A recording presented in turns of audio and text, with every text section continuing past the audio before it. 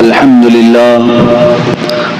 لله الحنان المنان الذي خلق الإنسان وعلمه البيان والصلاة والسلام على رسوله سيد الإنس والجان وعلى آله وأصحابه ذوي الخير والإحسان أما بعد فأعوذ بالله من الشيطان الرجيم بسم الله الرحمن الرحيم ألا إن أولياء الله لا خوف عليهم ولا هم يحزنون الذين آمنوا وكانوا يتقون صدق الله مولانا العظيم وبلغنا رسوله النبي الأمين المتين المختار الكريم ونحن على ذلك لمن الشاهدين والشاكرين والحمد لله رب العالمين. بارگاہ رسالت معاب صلی اللہ تعالی علیہ وسلم میں درود پاک کا ہدیہ پیش کریں. اللہم صلی علی سیدنا و مولانا محمد معدن الجود والکرم وآلہ واصحابہ الکرام وابنہ الکریم وبارک وسلم صلاة دائمتا سرمدا ابدا. سرورا شاہا کریمہ دستگیرہ اشرفا حرمت روح پیمبر یک نظر کن سوئے ماں. عزیزان گرامی وقار، آج کی ہماری یہ محفل پاک سلطان سید مخدوم اشرف جہانگیر سمنانی رضی اللہ تعالیٰ عنہ کی بارگاہ میں خراج عقیدت پیش کرنے کے لیے ان کے عرس کی مناسبت سے رکھی گئی ہے.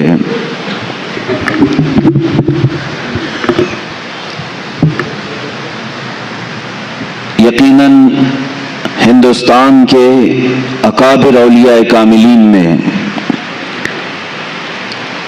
ایک نام سلطان مخدوم اشرف سمنانی رضی اللہ تعالیٰ عنہ کا ہے. میرے عزیزو، حضرت سیدنا مخدوم اشرف سمنانی رضی اللہ تعالیٰ عنہ کی بارگاہ میں ہم غلام آج خراج عقیدت پیش کرنے آئے ہیں، تو بڑے ادب کے ساتھ بیٹھو، بڑی توجہ کے ساتھ سنو. اس عظیم مرتبت شخصیت کا میں تذکرہ کر رہا ہوں جن کے متعلق اولیاء کاملین نے فرمایا پوری امت محمدیہ میں دو اولیاء کرام کو جو فضیلت حاصل ہے وہ کسی اور کو نہیں ہے. دو کس معنی میں؟ دوسرے اولیاء کاملین بڑی بڑی خصوصیات کے حامل ہیں، لیکن تارک السلطنت ہونے میں دو اولیاء کرام کا بڑا مقام ہے. ایک سیدنا ابراہیم بن ادھم رضی اللہ تعالیٰ عنہ، دوسرے حضرت مخدوم جہانگیر اشرف سمنانی رضی اللہ تعالیٰ عنہ. یہ دو وہ بزرگ ہیں جنہوں نے بادشاہت کی کرسی کو ترک کر کے فقر و فاقہ کو اختیار فرمایا. اس کو کہتے ہیں تارک السلطنت، سلطنت کو چھوڑ دینے والے. دنیا میں سب سے زیادہ دل پر غلبہ کرنے والی جو محبت ہے وہ کرسی کی محبت ہے. یہ اقتدار کی ہوس ہے. اسی لیے تصوف کے راستے پر چلنے والے ایک سالک کو سب سے پہلے صوفیہ اکرام اگر کسی بات کی تعلیم دیتے ہیں تو یہ فرماتے ہیں سب سے پہلے اپنے دل سے حب جاہ کو نکال دیں. حب جاہ کہتے ہیں کسی مقام کی خواہش رکھنا، کسی عہدے کی، کسی منصب کی خواہش رکھنا. یہ زہر بن جاتا ہے کبھی کبھار، اور اس عہدے کے لیے، منصب کے لیے، اس جاہ کے لیے بندہ کبھی کبھار اپنے اولاد کی قربانی دیتا ہے، کبھی کبھار اپنے دین اسلام کی بھی قربانی دیتا ہے، خداوند قدیر و جبار کو بھی چھوڑ دیتا ہے. یہ وہ حب جاہ ہے جو ایک مومن کے لیے زہر ہلاہل ہے، یہ قاتل ہے، اور اس کو ترک کرنا بھی آسان کام نہیں ہے. میں آج اس عظیم السلطنت، عظیم سلطان مخدوم جہانگیر اشرف سمنانی رضی اللہ تعالیٰ عنہ کے قدموں سے وابستہ ہو کر عرض کروں گا 708 ہجری یعنی 8ویں صدی ہجری چل رہی تھی. اب یہ 15ویں صدی ہے. 8ویں صدی ہجری میں سمنان ایک علاقہ ہے ایران کا. ایران پہلے خراسان کہلاتا تھا. خراسان میں افغانستان کا کچھ حصہ، اب کے موجودہ رشیا کا بھی کچھ حصہ، رشیا نہیں اب وہ ٹکڑے ہو چکے ہیں سوویت یونین کے، اور ایران کا کچھ حصہ ملا کر خراسان کہلاتا تھا. خراسان کی حکومت کا جو دارالسلطنت ہوا کرتا تھا وہ سمنان ہے، کیپٹل سٹی. اور سمنان کی جو حکومت تھی اس کا خاصہ یہ تھا، اس کی اسپیشلٹی یہ تھی کہ یہ حکومت ہمیشہ سادات کی بارگاہ میں ہوا کرتی تھی. آل رسول اس تخت پر بیٹھتے تھے. سمنان کی حکومت کو سنبھالنے والے سادات ہوا کرتے تھے، بادشاہ بھی سادات میں سے تھے. حضرت سیدنا ابراہیم نور بخشی رضی اللہ تعالیٰ عنہ جو مخدوم اشرف سمنانی رضی اللہ تعالیٰ عنہ کے والد ہیں، یہ سلطنت پر بیٹھے ہوئے کافی عرصہ گزار چکے تھے. ان کے گھر میں 3 بچیاں تھیں، 3 لڑکیاں تھیں، لیکن فرزند نہیں تھا، کوئی نرینہ ولد بیٹا نہیں تھا. تو کبھی کبھار مایوس رہتے تھے کہ کیا یہاں سے یہ سلطنت کا نظام جو سادات کے گھر میں چل رہا ہے ختم ہو جائے گا. آپ کی جو زوجہ محترمہ تھی حضرت خدیجہ رضی اللہ تعالیٰ عنہ، وہ ایک ایسی پرہیزگار خاتون تھی کہ ان کی زندگی میں تہجد قضا نہیں ہوئی. حضرت ابراہیم کی زوجہ حضرت خدیجہ، ان کو رابعہ ثانیہ کہا جاتا تھا. اپنے زمانے کی یہ دوسری رابعہ ہے. یہ بھی ملول رہتی تھی، غمگین رہتی تھی. 3 لڑکیاں ہونے کے بعد تقریباً 8 سال کا عرصہ گزر چکا تھا. رات کو تہجد کے وقت اٹھیں اور بارگاہ صمد میں، رب ذوالجلال کی بارگاہ میں روتے روتے پھوٹ کر رونے لگ گئیں. دعا کرتے کرتے رو پڑی اس طرح سے کہ اے رب ذوالجلال، تیرے دربار میں آج ہاتھ پھیلائی، میرے گھر کوئی اب وارث نہیں. اور یہ پڑھنے لگی ربی لا تذرنی فردا وانت خیر الوارثین. ایک نبی کی دعا ہے. اور پھر اپنے آپ پر یہ ملامت کے طور پر کہنے لگی کہ تو بھی کیسی خاتون ہے کہ رب تبارک و تعالیٰ کی منشا اور اس کی مرضی میں خلل کیسے ڈال سکتی ہے. اس سے وہ چیز کیوں سوال کرے جو تیرے حق میں نہ ہو. اگر میری قسمت میں نہ ہو تو اسے جھنجھوڑنا کیوں. اخیر میں یہ کہتے ہوئے سو گئی کہ اے مولا، تیری منشا اور تیری رضا پر میں مکمل راضی ہوں. رات کو سوئی تو خواب میں انہی کے سلسلے کے ایک بزرگ نے احمد یسوعی رضی اللہ تعالیٰ عنہ تشریف لائے اور کہا اے میری بیٹی گھبراتی کیوں؟ اللہ تبارک و تعالیٰ نے مجھے بھیجا ہے تجھے بشارت دینے کے لیے کہ تیری گود میں عنقریب ایک مہتاب ولایت چمکے گا، ولایت کا چاند چمکے گا. اور ایک نہیں، اللہ تجھے 2 عطا فرمائے گا. وہ صبح اٹھی تو اپنے شوہر کو خواب بیان کرنے لگی. میں نے ایک بزرگ کو خواب میں دیکھا، سلسلے کے بزرگ تھے، انہوں نے اس طرح کی بشارت دی.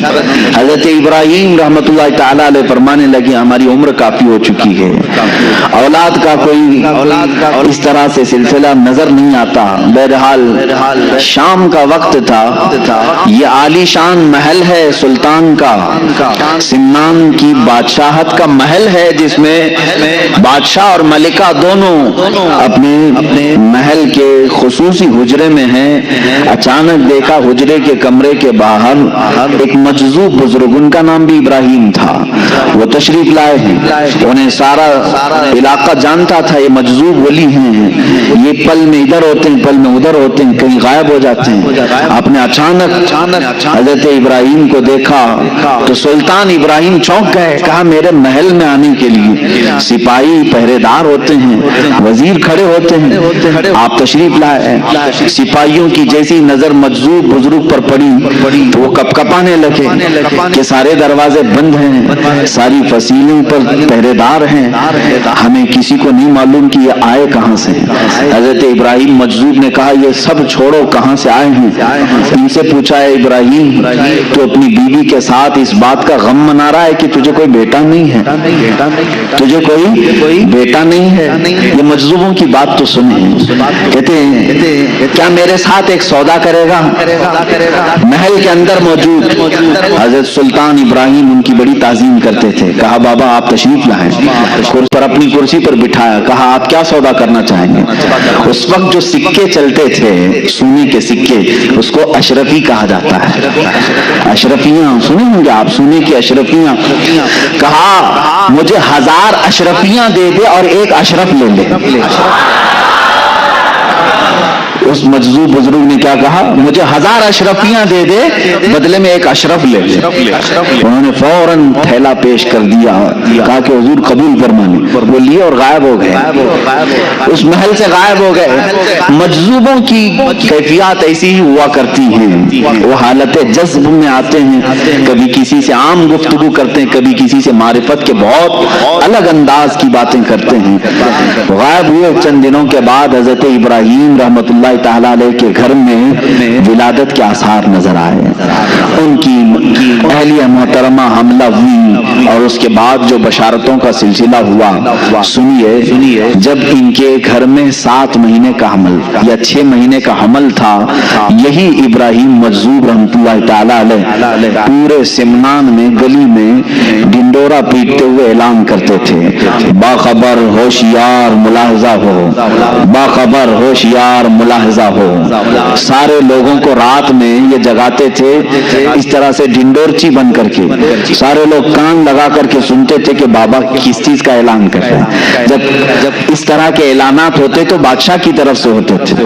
ابراہیم مجذوب رحمت اللہ تعالیٰ علیہ ڈنڈورا پیٹ کر اعلان کرنے لگے، سارے اپنی اپنی مسندوں سے اتر جائیں اس لیے کہ امام کے آنے کا وقت ہو چکا ہے، سارے اپنے اپنے کرسیوں سے اتر جائیں کہ اللہ رب العزت کی طرف سے مہتاب ولایت کے آنے کا وقت ہے۔ 3 مہینے پہلے وہ اس طرح کا اعلان کرتے رہے، 3 مہینے کے بعد لوگوں نے دیکھا حضرت سید ابراہیم رحمت اللہ تعالیٰ علیہ کے گھر بیٹے کی ولادت ہوئی، اور خواب میں جو ان کے بزرگوں نے بشارت دی تھی اس بشارت کے اعتبار سے آپ کا نام اشرف رکھا گیا۔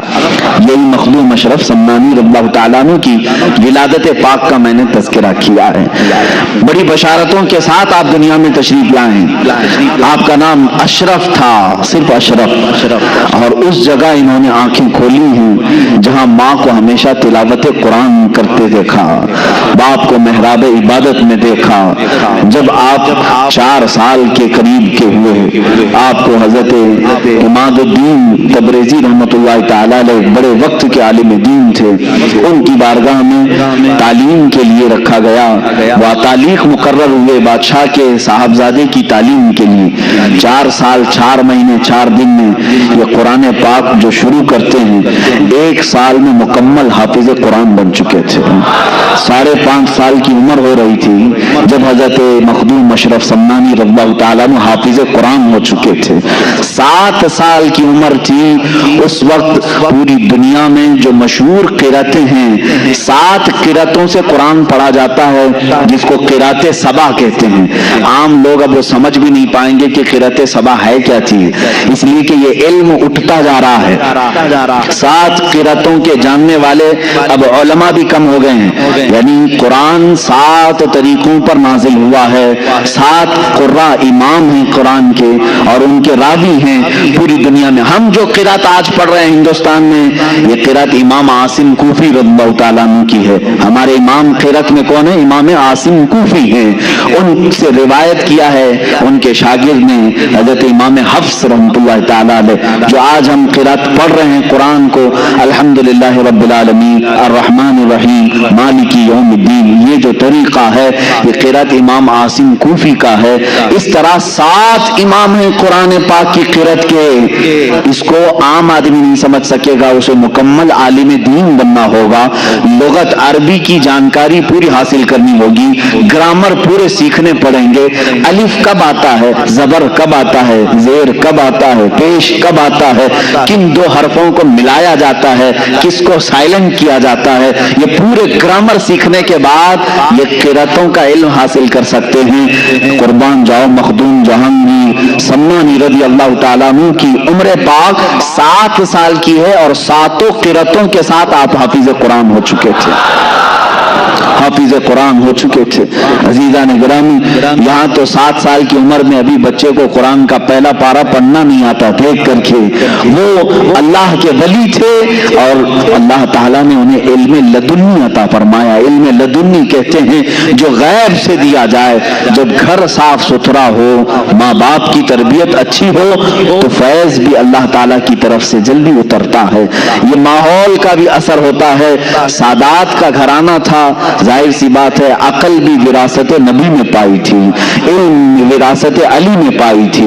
حضرت مخدوم اشرف سمنانی رضی اللہ تعالیٰ عنہ 14 سال کی عمر کے ہو رہے تھے. 7 سال میں حافظ قرآن ہوئے. 14 سال کی عمر میں جتنے علوم متداولہ اس وقت تھے, معقولات, منقولات, منطق, فلسفہ, زجر, ساری چیزیں, علم مناظرہ, علم مقابلہ, علم تصوف, علم فقہ, علم تفسیر, علم اصول حدیث, علم حدیث, یہ تمام علوم متداولہ سے فارغ ہو کر آپ 14 سال کی عمر میں مفتی کامل بن چکے تھے.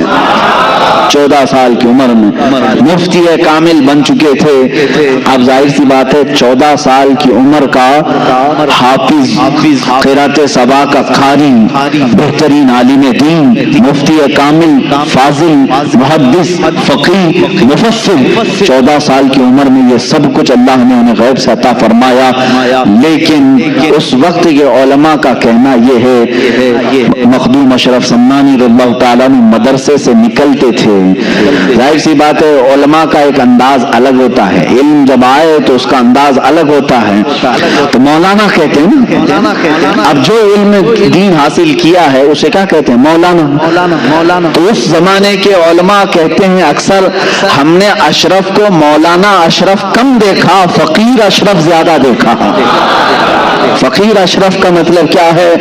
ان کے اندر طمع, حرص کچھ نہیں, بلکہ علم حاصل کرنے کے بعد اور اس کم عمری میں اتنے مقامات حاصل کرنے کے بعد بھی زہد کی طرف زیادہ توجہ تھی, ترک دنیا کی طرف زیادہ توجہ تھی. اللہ ان کا صدقہ ہم غریبوں کو عطا فرمائے. حب مال, حب جاہ, حب دنیا, یہ ایسی غلاظتیں میرے عزیزوں کے مومنین کو تباہ کر ڈالتی ہیں. مخدوم اشرف سمنانی رضی اللہ تعالیٰ 14 سال کی عمر میں کن کن علوم سے آپ بہرہ مند ہو چکے تھے؟ حافظ, قاری قرآن, وہ بھی 7 قراتوں کے امام, عالم دین, فاضل دین, مفتی کامل, مفسر, فقیہ, محدث, یہ سب ہونے کے بعد 15ویں سال کی آپ کی عمر مبارک تھی. میں شروع سے چل رہا ہوں آپ کی سیرت طیبہ پر. 15ویں سال کی عمر تھی, آپ کے والد ماجد سید ابراہیم رحمۃ اللہ تعالی علیہ کا وصال ہوا. آپ کے انتقال کے فوراً بعد ہی 15 سال کی عمر میں تخت شاہی پر آپ کو بٹھا دیا گیا. بادشاہت کا تاج آپ کے سر پر رکھ دیا گیا. کسی نے یہ نہیں کہا کہ 15 سال کا بچہ کیا بادشاہ بنے گا, بلکہ اس وقت کے جتنے سرور تھے, بڑے بڑے کج کلاه تھے, سبوں نے اپنے سر جھکا لیے.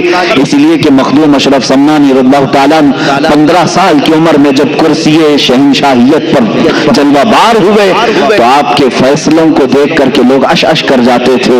آپ کے احکامات کو دیکھ کر کے ایسا لگتا تھا جیسے کوئی 80 سال کا تجربہ کار بادشاہ اس کرسی پر بیٹھا ہوا ہے. 15 سال کی عمر میں بادشاہت آپ کے کندھوں پر آ چکی تھی, لیکن اس بادشاہت کو آپ نے سرے سے انکار ہی نہیں کیا, ختم ہی نہیں کیا, بلکہ اس کو سنبھالا. کتنے سال؟ 10 سال تک اس عدل کی کرسی پر آپ قائم رہے اور پورے سمنان کو عدل و انصاف سے بھر دیا. پوری دنیا میں اس وقت سمنان کا سکہ چلنے لگا اور ہر کوئی یہ کہتا تھا کہ اور تو اور بادشاہ بیٹھتے ہیں کرسیوں پر, لیکن سمنان کی کرسی ایسی ہے جس پر نائب رسول اور آل رسول بیٹھا ہوا ہے. یہ کرسی سمنان کی کرسی کی خصوصیت تھی. رسول اللہ کا بیٹا بیٹھا ہے اور رسول اللہ کا نائب بن کر بیٹھا ہے.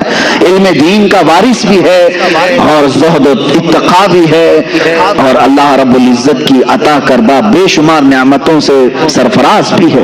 मखदूम अशरफ समनानी रज़ियल्लाहु ताला 10 साल उस कुर्सी शहंशाहियत पर जलवा बार रहे। उसके बाद मामलात ऐसे थे कि इस बादशाहत की कुर्सी पर रहते हुए भी आपका दिल रात के वक्त मुसल्ले की तरफ लगा रहता। दिन भर अगर रियाया के मामलात देखते, वज़रा सिपाहियों के हालात देखते, रात के वक्त आते और तन्हाई में पूरी रात मुसल्ले पर गुजार देते थे। आपका एक मुख्तसर हिस्सा आप सोने के लिए रखते, बल्कि 1/3 हिस्सा मुकम्मल इबादत इलाही के लिए आपने वक्त किया था। है कोई आज का थोड़े से पैसे जिसके पास आए वो खड़ा होकर के दिखाए रात को? ये बादशाहत जिसके पास है वो सारी सल्तनत का भार उनके कंधों पर होता है, पूरी रियाया का बोझ उनके कंधों पर होता है। ये सब चीजें रखने के बावजूद मखदूम अशरफ समनानी रज़ियल्लाहु ताला अन्हु की जिंदगी में कभी आप ये नहीं पाओगे कि इन्होंने रियाया की खिदमत करते करते कभी अपने रब की नाफरमानी कर दी हो या अपने रब तबारक व तआला की इबादतों में कमी की हो। कभी नहीं। दिल उसमें लगा ही रहता। और आज के हालात के एतबार से मैं आपको बताऊं, गुरबा और मसाकीन का इबादत करना तो ठीक है, इसीलिए मस्जिदों की सफों में ज्यादा तौर पर गुरबा नजर आते हैं। गरीबी अच्छी भी है और कभी कभार गरीबी ये जहमत बन जाती है अगर ये कुफ्र की तरफ ले जाए। अल्लाह तबारक व तआला इतना दुनिया में रखे कि इज्जत के साथ हलाल खाएं और हलाल के साथ हमारा खात्मा हो। ये जिंदगी अच्छी है। लेकिन जानते हैं जिनके पास पैसों की चर्बी आई, ये चर्बी इतनी मोटी हो जाती है कि उनको नमाजें भारी पड़ती हैं, रात का गुजारना तो दूर की बात है। आओ मैं एक तरफ इस बादशाह आजम का जिक्र करूं जो समनान की कुर्सी पर फाइज है, और एक तरफ वो जिसको दुनिया की एक छोटी सी कुर्सी दी गई। जैसे ही इसको नेता की कुर्सी मिली, सबसे पहला काम जो होगा वो ये होगा कि अपने पैसों का अंबार उन लुटेरों पर खर्चा करे, शराब के लिए, जुए के लिए, और अड्डे सजाए जाएं रात भर। आज तकरीबन नेताओं के हालात इस तरह के हैं। मैं सबकी बात नहीं करता, अक्सर और बेशतर अपना प्राइवेट एक हाउस बनाते हैं फार्म हाउस के नाम पर, या फिर कहीं क्लब होगा जहां पर ये रात भर अपने पैसों का इसराफ करते रहेंगे। कुर्सी इसीलिए इन्होंने हासिल की कि रातों को अय्याशी की जाए, और सम्मान की कुर्सी इसलिए हासिल की गई थी कि मुसल्ले पर दिल की लज्जतें हासिल की जाए, अपने रब की बारगाह में लज्जतें हासिल की जाए। मेरे अजीजों, दुनिया जिसके पास आई उनमें से बहुत कम ऐसे लोग हैं जो इम्तिहान में कामयाब हो जाते हैं, वरना अक्सर को इस दुनिया ने, इस दौलत ने रब तबारक व तआला से दूर कर दिया है। हमने तारीख में ये बात भी पढ़ी, बारगाह रसूल करीम सल्लल्लाहु ताला अलैहि वसल्लम में एक शख्स हाजिर हुआ, उसने कहा गरीबी इतनी है कि पहनने को कपड़े नहीं होते। हुजूर ने फरमाया सब्र कर, तेरे लिए इसमें अच्छाई है। बार बार उसने दुआ की, दरखास्त की। अल्लाह के हबीब सल्लल्लाहु अलैहि वसल्लम ने एक बकरी दी और कहा जाए इसमें अल्लाह तुझे बरकत दे। उस बकरी में इतनी बरकत हुई कि बच्चे बकरी के बढ़ते गए। उस शख्स को मदीना छोड़ना पड़ा, बकरियों का रेवड़ रखने के लिए मदीने के बाहर एक मैदान में रहना पड़ा, और वहां रहते रहते इतनी बकरियों की फौज उसने जमा की। हुजूर अकरम सल्लल्लाहु ताला अलैहि वसल्लम ने साल में ज़कात तलब करने के लिए अपने आमिलीन को भेजा। कहा अल्लाह रब्बुल इज्जत का हुक्म है जिसके पास 100 बकरियां हो उसमें से 5 बकरियां ज़कात में निकाली जाएं। जब उस शख्स के पास आए आमिलीन ज़कात, तो हिसाब लगाया गया तो कई 100 बकरियां सिर्फ ज़कात में जा रही थी। उसने मना कर दिया कि मैं इतनी बकरियां ज़कात में नहीं दे सकता। ये वही शख्स है जो अपनी कमजोरी और गुर्बत की दरखास्त लेकर के, शिकायत लेकर के बारगाह रसूल में हाजिर हुआ। उसके बाद सिद्दीक़ अकबर रज़ियल्लाहु ताला अन्हु के जमाने में भी उस शख्स ने ज़कात नहीं दी। यहाँ तक कि रिवायात में ये मिलता है हज़रत उमर फारूक रज़ियल्लाहु ताला अन्हु के जमाने में एक तूफान ऐसा आया कि उसकी सारी बकरियां मर गईं, पूरा का पूरा खत्म हो गया, और ये जैसा था वैसे ही हुआ, और निफाक कुफ्र की हालत में उसकी मौत हो गई। मेरे अजीजों, कभी कभार माल अल्लाह और उसके रसूल से दूर ले जाता है। इसीलिए कुरान ने कहा इन्नमा अमवालुकुम व औलादुकुम فتنہ, تمہاری اولاد اور تمہارا مال تمہارے لیے آزمائش ہے. اللہ تمہیں یہ دے کر آزماتا ہے کہ جب میں تجھے مال دے دوں تو میری بارگاہ کے ساتھ لگا رہتا ہے, یا پھر چھوڑ کر کے دنیا کا تو طلبگار ہو جاتا ہے. عزیزان گرامی, سیدنا عمر فاروق رضی اللہ تعالیٰ عنہ کے گھر میں جب کبھی تحفے آتے, دولت آتی تو رونے لگ جاتے, رونے لگتے. آج دولت کی کس کو ضرورت نہیں ہے, ہم کو بھی ہے, آپ کو بھی ہے. ہم کماتے ہیں گھر چلانے کے لیے. امیر المومنین عمر فاروق رضی اللہ تعالیٰ عنہ کے گھر جب کچھ بڑا تحفہ آتا یا دولت آتی تو رونے لگ جاتے. پوچھتے کہ کیوں؟ فرماتے ہیں دولت جب بھی آتی ہے تو ساتھ میں اللہ کا امتحان بھی آتا ہے. مولا مجھے آزمانا چاہ رہا ہے, کہیں میں اس کے جمع خرچ کے حساب کتاب میں اللہ کی عبادت کو نہ بھول جاؤں. ہم نے دیکھا ہے حساب کرتے کرتے تو رات گزر گئی, 2 رکعت پڑھنے کی توفیق نہیں مل سکی. مخدوم اشرف سمنانی رضی اللہ تعالیٰ ان دولت مندوں میں سے نہیں تھے, ان سرمایہ داروں میں سے نہیں تھے جن کو اپنی دولت کی جمع اور خرچ کو حساب کرتے کرتے راتیں گزر جاتی ہوں, بلکہ یہ رعایا کے بھی معاملات دیکھتے اور رات کو اپنے رب کے حضور بھی حاضر ہوتے تھے. ظاہر سی بات ہے یہ سلسلہ زیادہ دن تک چلتا نہیں. 2 چیزیں ایک ساتھ چلانا بہت مشکل امر ہے. حضرت خضر علیہ السلام سے آپ کی ملاقات ہوئی, سیدنا خضر علیہ السلام سے ایک دن ملاقات ہوئی. انہوں نے آپ کو ویسی اشغال کی اجازت دی. ویسی ایک سلسلہ ہے, حضرت خواجہ اویس قرنی رضی اللہ تعالیٰ عنہ کے معمولات اور ان کے وظائف اس سلسلے میں دیے جاتے ہیں, اجازت بھی آج بھی اس کی دی جاتی ہیں. ویسی اشغال کی اجازتیں دیں اور کہا ایک اسم اعظم کا ذکر کرنا لیکن زبان نہ ہلانا. حضرت خضر علیہ السلام نے اس کی مشق کرائی. کس کو؟ مخدوم اشرف سمنانی رضی اللہ تعالیٰ. وہ ذکر اس طرح کا ہوتا کہ زبان نہیں ہلتی لیکن دل سے اسے کہا جانے لگتا اس میں اللہ ہے یا اس میں اعظم جو بھی انہیں تعلیم دی گئی. ایک وقت ایسا آیا کہ اس کی مشق کے بعد آپ جہاں بیٹھتے مخدوم اشرف سمنانی رضی اللہ تعالیٰ آپ کی زبان بند ہوتی, دل سے وہ ذکر کی آواز آنے لگتی تھی. جو لوگ قریب ہوتے وہ سنتے تھے. یہ پاس انفاس اس کو کہتے ہیں, سانسوں کو روک لینا, یہ بھی اس میں تعلیم دی جاتی. چند دنوں کے بعد جب ذکر کی لذت کسی کو ملنے لگ جاتی ہے تو پھر دنیاوی تمام تر ثمرات میں اس کا کوئی دل نہیں لگتا. آخر وہ دن بھی آیا جب آپ کو اس بادشاہت سے اور اس کرسی سے میلان ہٹتا گیا اور اس کی طرف سے آپ دور ہونے کی کوشش مسلسل کرتے رہے. اپنی والدہ ماجدہ کے پاس حاضر ہوئے, کہا بس ہو گیا, میں نے 10 سال اس سلطنت کو چلایا, کہیں پر بھی میں نے اللہ اور اس کے رسول کی نافرمانی نہیں کی, عدل سے میں نے پورے سنان کو بھر دیا. اب میں چاہتا ہوں کہ میری بقیہ زندگی اللہ کے حضور میں فقر کے ساتھ گزاروں, فقر کے ساتھ گزاروں, زہد کے ساتھ گزاروں. ماں نے اجازت دی.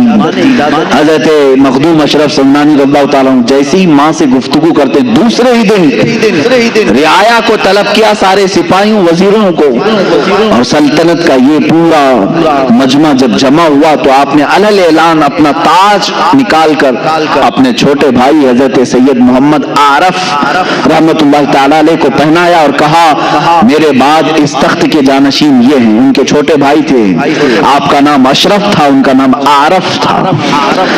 حضرت سلطان سید محمد عارف رحمت اللہ تعالیٰ علیہ کو پہنایا اور اسی وقت رخت سفر باندھا کہ میں اب سفر کے لیے نکل چلتا ہوں. کہاں جائیں گے؟ اولیاء کاملین جب سفر کے لیے اٹھتے تھے تو ان کی منزل صرف اللہ رب العزت کی رضا ہوتی, کوئی پرٹیکولر گاؤں نہیں ہوتا, وہ نکل چلتے تھے. بس مجھے اس سمنان کی شاہانہ زندگی سے نکلنا ہے.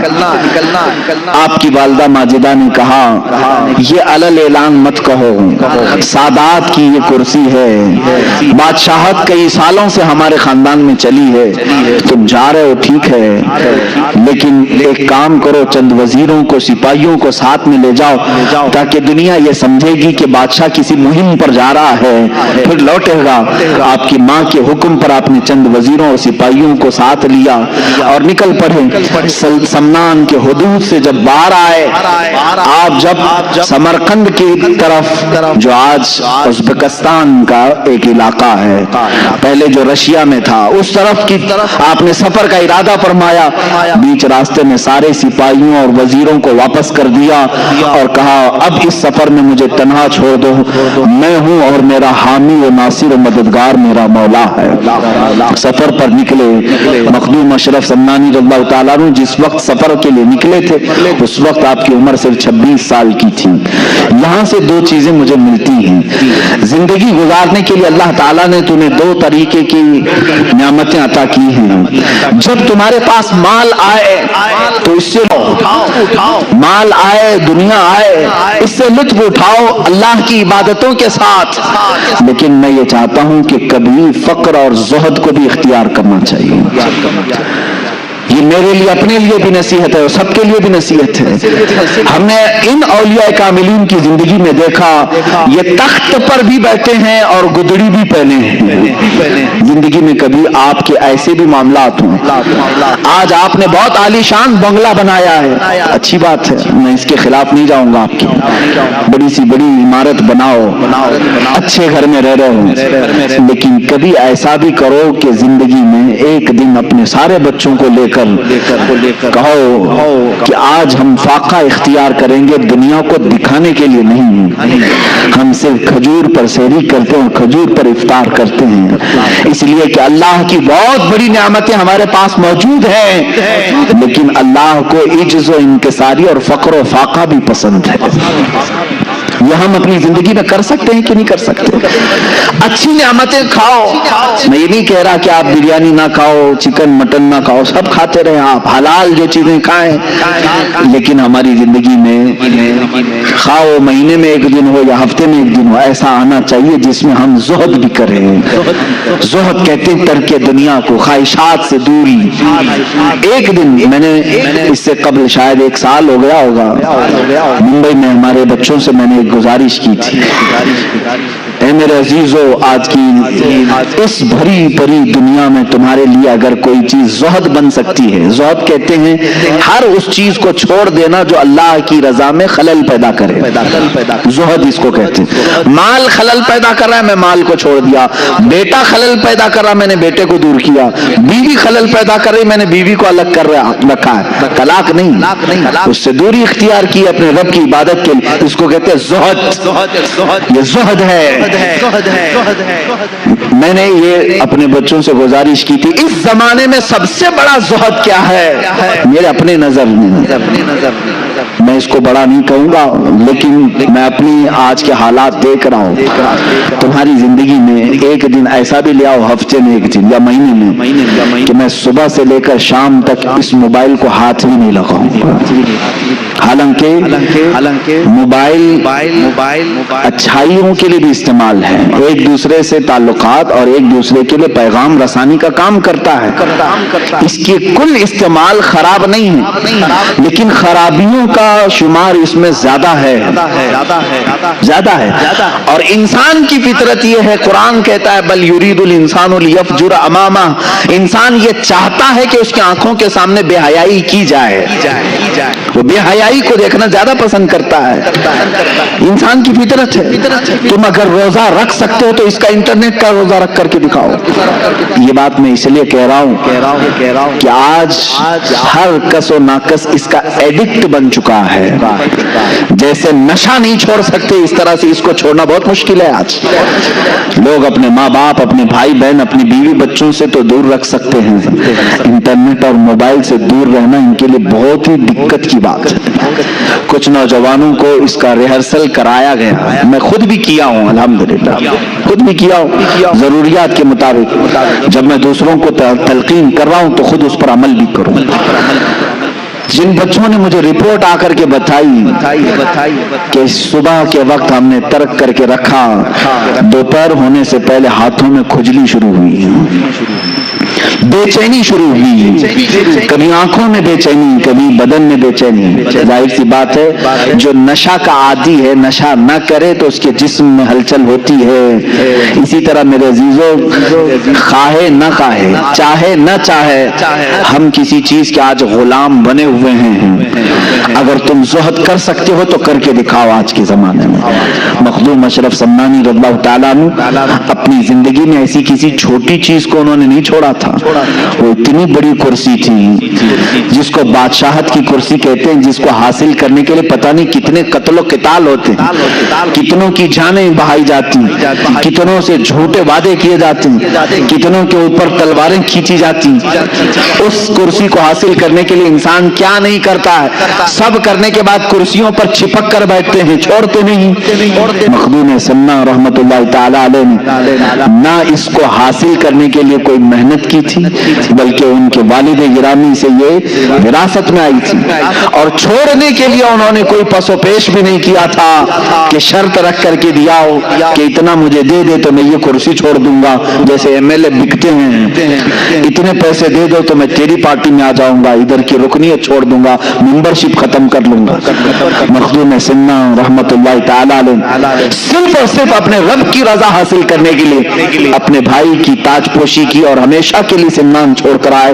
दोबारा कभी सिमनान वापस नहीं गए, कभी वापस नहीं गए। आपकी उम्र तकरीबन 100 साल की हुई है। मखदूम अशरफ सम्मानी रज़ियल्लाहु ताला अन्हु 708 हिजरी में पैदा हुए और 808 हिजरी में विसाल हुआ है। और बाज रिवायात में 96 बरस की है, लेकिन तकरीबन 100 साल की उम्र, 25 साल की उम्र में अपना अजीज वतन, पैदाइशी वतन, अपने माँ बाप का वतन छोड़ा हुआ ये मर्द कलंदर बाकी 75 साल की उम्र में कभी भी उस तरफ का रुख नहीं किया। क्यों? फरमाते हैं एक बार जिस चीज की लज्जत निकल गई उसे देखना भी हमारे लिए जायज, देखना भी उसके लिए वो ममनू समझते थे। अजीजा ने गिरामी वक़ात मखदूम अशरफ सम्मानी रज़ियल्लाहु ताला जब निकले तो इस कुर्सी को खत्म करके जो निकले, छोड़ करके निकले, ये तारिकुस सल्तनत कहते हैं। पूरे रसूल करीम सल्लल्लाहु अलैहि वसल्लम की उम्मत में सिर्फ 2 वली ऐसे गुजरे जिन्होंने बादशाहत को छोड़ा है, एक हजरत इब्राहिम बिन अदहम, दूसरे मखदूम अशरफ जहांगीर सम्मानी रज़ियल्लाहु। वो बल्ख की बादशाहत छोड़कर निकले थे और ये सिमनान की बादशाहत छोड़कर। दोनों के हाल ऐसे ही है। हजरत इब्राहिम बिन अदहम निकले और गुदड़ी पहन करके दरिया के किनारे बैठे रहते थे। एक वक्त था जो कुर्सी पर बैठते और एक वक्त ऐसा कि पथरीली जमीन पर दरिया के किनारे बैठे रहते। मखदूम सिमना रहमतुल्लाह ताला अलैह शाही सवारी पर सवार होने वाले, लेकिन जब समरकंद का सफर कर रहे हैं पैरों में चप्पल तक नहीं थे। ये ज़ुहद आपने फरमाया, मजबूरी ना कहो इसको, ये मजबूरी नहीं थी, अपने रब की रजा के लिए दुनिया का तर्क था। जब आप समरकंद के रास्ते से लाहौर तशरीफ लाए तो लाहौर में हजरत सईद जलालुद्दीन बुखारी रहमतुल्लाह ताला ने, जिनको मखदूम जहानिया जहां गश्त कहा जाता है, ओछ शरीफ में आप तशरीफ लाए।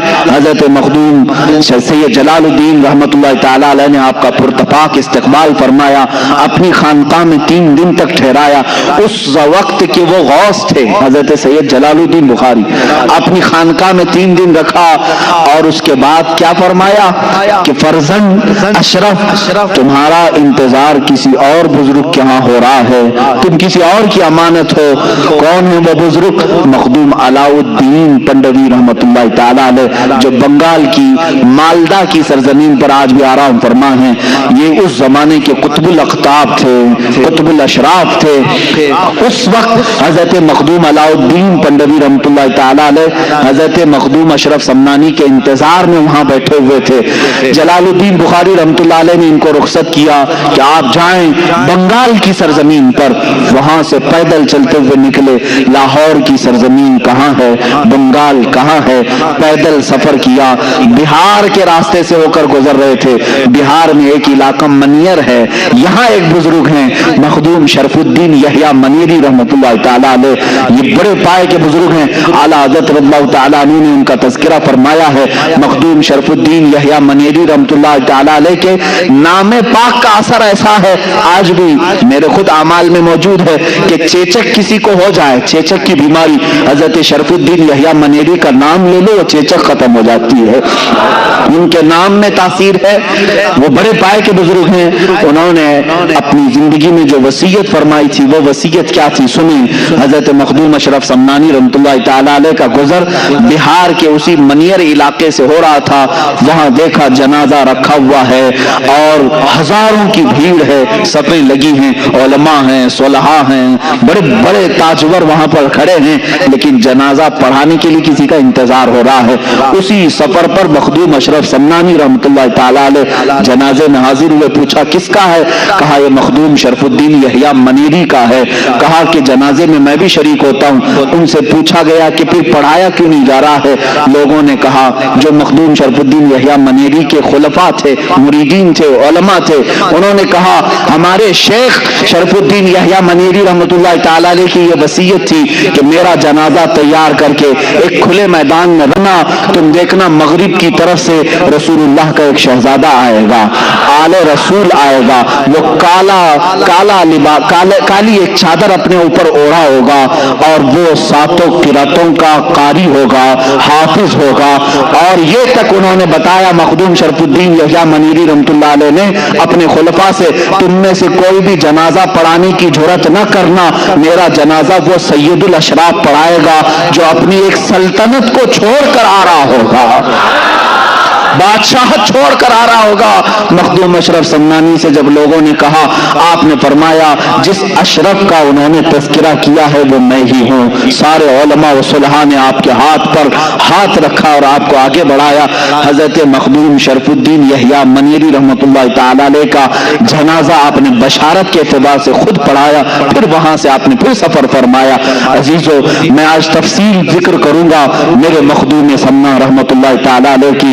आप हजरत मखदूम अलाउद्दीन पंडवी रहमतुल्लाह तआला अलैह की मुलाकात के लिए बंगाल मालदा जा रहे हैं। सफर बड़ा कठिन है, दरियाओं का भी सफर है, पहाड़ों का सफर है, जंगलात का सफर है, पैरों में सूजन आ चुकी थी, लेकिन सफर ये थकन कभी नहीं लाता था, थकान से चूर नहीं होते थे, सफर ही सफर है। हजरत मखदूम अलाउल्लाह पंडवी रहमतुल्लाह तआला अलैह अपनी खानका में इनका क्या हाल था? अल्लाह अल्लाह, बड़े बड़े मुजाहिदे करने वाले लोग। वहां पर हाल ये था कि लोग 15 साल 20 साल तक मुजाहिदे में बैठे होते थे। अलाउद्दीन पंडवी रहमतुल्लाह तआला अलैह के आस्थाने पर एक दिन दोपहर का वक्त है, ख्वाब में या जैसे ही आप नींद से बेदार हुए, बेकरारी के आलम में खड़े हो गए और अपने सारे लोगों से, मुरीदीन से कहा, बूये यार मी आयत, बूये यार मी आयत, मुझे मेरे यार की खुशबू आ रही है, मेरे अजीज की खुशबू आ रही है। लोगों ने कहा कि ये किसकी खुशबू है? कहा जिसके इंतजार में मेरी उम्र बीतती जा रही है, गालिबन वो इंतजार की घड़ियां खत्म हो रही हैं। सारे लोग बिल्कुल तजस्सुस के शिकार हो गए, आखिर वो है कौन जिसके लिए मखदूम अलाउद्दीन रहमतुल्लाह तआला अलैह अपना बिस्तर छोड़कर उठ गए, वजू फरमाया, सारे मुरीदीन खुलफा के साथ शहर से बाहर आए, शहर की सरहदों के पास आकर खड़े हुए तो देखा दूर तन्हाई का सफर करते हुए मखदूम जहांगीर अशरफ समनानी रहमतुल्लाह तआला अलैह तशरीफ ला रहे हैं। चेहरे पर गर्द है, गुबार है और लिबास पूरे सफर की अलामतें बता रहा है, जगह जगह से कांटों से फट चुका है। मखदूम अशरफ समनानी रहमतुल्लाह तआला अलैह जैसी आए, सारे मुरीदीन और खुलफा ने पूछा अपने पीर और मुर्शिद से, क्या ये वही है मुसाफिर? कहा हाँ, इसी की खुशबू मुझे शहर से बाहर तक ले आई है। आप खुद बाहर आगे बढ़ करके मखदूम सिन्ना रहमतुल्लाह तआला अलैह के चेहरे मुबारक को अपनी सीने से लगाया, उनकी पेशानी पर बोसा दिया और पालकी मंगवाई। कहा कि इस सैयदजादे को पालकी पर बिठाओ। हजरत मखदूम अशरफ समनानी रहमतुल्लाह तआला अलैह अदब के लिहाज से आपने बैठने से इनकार किया। उसके बाद हजरत मखदूम अलाउल्लाह पंडवी रहमतुल्लाह तआला अलैह खुद पालकी पर बैठे और इस शहजादे आजम को अपने साथ बिठाया, खानकाह ले आए और उसके बाद उस दिन जश्न का माहौल था। भला मुझे बताओ, कोई पीर अपने एक मुरीद का इंतजार कर रहा हो, کوئی شیخ اپنے خلیفہ کا انتظار کر رہا ہو. حضرت مخدوم اشرف سمنانی رحمۃ اللہ تعالی علیہ خانقاہ میں آئے ہیں تو مریدین کی باتیں سنو کیا کہتے ہیں. کہتے ہیں برسوں بعد ایسا لگ رہا تھا ٹھنڈی راتوں میں کوئی ایک سورج طلوع ہوا ہے، اس لیے کہ جشن کا سما تھا، ہر جگہ اجالا ہی اجالا تھا. دو چہرے اتنے چمکتے تھے، ایک علاء الحق پنڈوی کا، ایک مخدوم سمنا کا. دسترخوان بچھایا گیا ہے، دسترخوان بچھائے گئے، اعزاز میں روٹیاں رکھی گئیں، سالن لائے گئے اور وہاں پان کی گلوریاں پیش کی جاتی تھی، پان کھائے جاتے تھے. مخدوم سمنا رحمۃ اللہ تعالی علیہ دسترخوان پر سامنے بیٹھے ہیں. علاء الحق پنڈوی رحمۃ اللہ تعالی علیہ سب سے پہلا جملہ کیا فرمایا؟ اولیاء کا دسترخوان بھی کیسا ہوتا ہے. کہا تشت لاؤ ہاتھ دھلانے کے لیے، ہم بھی دسترخوان پر ہاتھ دھلاتے ہیں. مخدوم سمنا سے ان کے شیخ نے کہا بیٹا فرزند اشرف اپنے ہاتھ دھو لو دنیا کی ہر لذت سے، دنیا کی ہر لذت سے ہاتھ دھو لو. آپ نے ہاتھ دھوتے ہوئے اپنے شیخ سے کہا کہ حضور والا میرے مرشد گرامی، آپ کا یہ بیٹا، آپ کا یہ فرزند دنیا کی سب سے بڑی دولت جو کرسی ہوتی ہے اس بادشاہت سے ہی ہاتھ دھو کر کے آیا ہے. اور آپ نے ہاتھ دھو کر کے دسترخوان پر کھانا شروع فرمایا تو چار لقمے سب سے پہلے مخدوم علاء الحق پنڈوی رحمۃ اللہ تعالی علیہ نے اپنے ہاتھ سے ان کے منہ میں رکھے اور ایک ایک لقمے پر کہا کہ کون کون سا لقمہ تھا. ایک طریقت کا تھا، ایک معرفت کا تھا، ایک اسرار و رموز کا تھا، ایک حقانیت کو پہنچنے والا تھا. یہ چار لقمے کھلانے کے بعد اپنا صافہ، اپنا امامہ نکالا، مخدوم جہانگیر اشرف سمنانی کے سر پر باندھا اور کہا بیٹا فرزند اشرف، میں زمانے سے اس خرقے کو سنبھالا ہوں، سلسلہ چشتیہ سلطان غریب نواز رضی اللہ تعالیٰ عنہ کی بارگاہ سے آیا ہوا یہ امامہ آج تک میرے پاس امانت تھا. اس سلسلہ چشتیہ کی ساری امانتیں میں نے تمہارے سر پر رکھ دی. یہ خرقہ پوشی ہوئی، آج یہ دن یہاں سے خلافت ہی دے دی گئی. آپ نے بیعت بھی کیا. مخدوم اشرف سمنانی رضی اللہ تعالیٰ اس خانقاہ میں تقریباً 12 سال تک گزارے، 12 سال تک. اس کے بعد اپنے پیر و مرشد سے اتنا لگاؤ تھا ان کے بغیر وہ ایک پل بھی نہیں رہتے تھے. مخدوم اشرف سمنانی رضی اللہ تعالیٰ نے جب اپنی عمر کی 35ویں یا 37ویں سال کو پہنچے تو آپ کے پیر و مرشد نے کہا کہ اے فرزند اشرف، اب تمہارے اور ہماری جدائی کا وقت ہے. میں تمہیں اس امانت کو دے کر اس راستے پر بھیج رہا ہوں جو راستہ تمہارے انتظار میں ہے. تمہیں یہ ساری امانتیں اس لیے دی گئی ہیں کہ تم دین رسول کی تبلیغ کرو، رسول کریم صلی اللہ تعالیٰ علیہ وسلم کی سنتوں کی تشہیر کرو. مخدوم اشرف سمنانی رضی اللہ تعالیٰ عنہ کو آپ نے بلایا اور جونپور کی سرزمین کی طرف اشارہ فرمایا. جونپور آج بھی اتر پردیش کا ایک علاقہ ہے اور اس طرف اشارہ فرمایا. دسترخوان پر بیٹھ کر کے ایک علاقہ دکھایا جس کی ارد گرد تالاب ہے اور بیچ میں ایک چھوٹی سی جگہ ہے. کہا اے اشرف، تمہارا یہ مضبوط قلعہ ہوگا، تم یہاں پر اپنا مسکن بناؤ گے. آپ نے اصرار کیا کہ حضور مجھے اپنے ساتھ اپنی صحبت میں رکھیں. آپ نے فرمایا یہ امانتیں اس لیے دی جاتی ہیں کہ خلق خدا کو اس سے تم فیضیاب کرو. یہ صرف اپنے لیے نہیں ہوتی، خلق خدا کو تم اس سے فیضیاب کرو. حضرت مخدوم اشرف سمنانی رضی اللہ تعالیٰ نے اس وقت اپنے پیر و مرشد سے فرماتے حضور جس علاقے میں آپ مجھے بھیج رہے ہیں وہاں پر ایک شیر ہے، اس شیر کے جنگل میں مجھے آپ بھیج رہے ہیں. آپ نے تھوڑی دیر تک انتظار فرمایا اور کہا شیر اگرچہ ہوگا لیکن تمہاری تربیت یافتہ ایک چھوٹا سا بچہ اس شیر کے لیے کافی ہو جائے گا.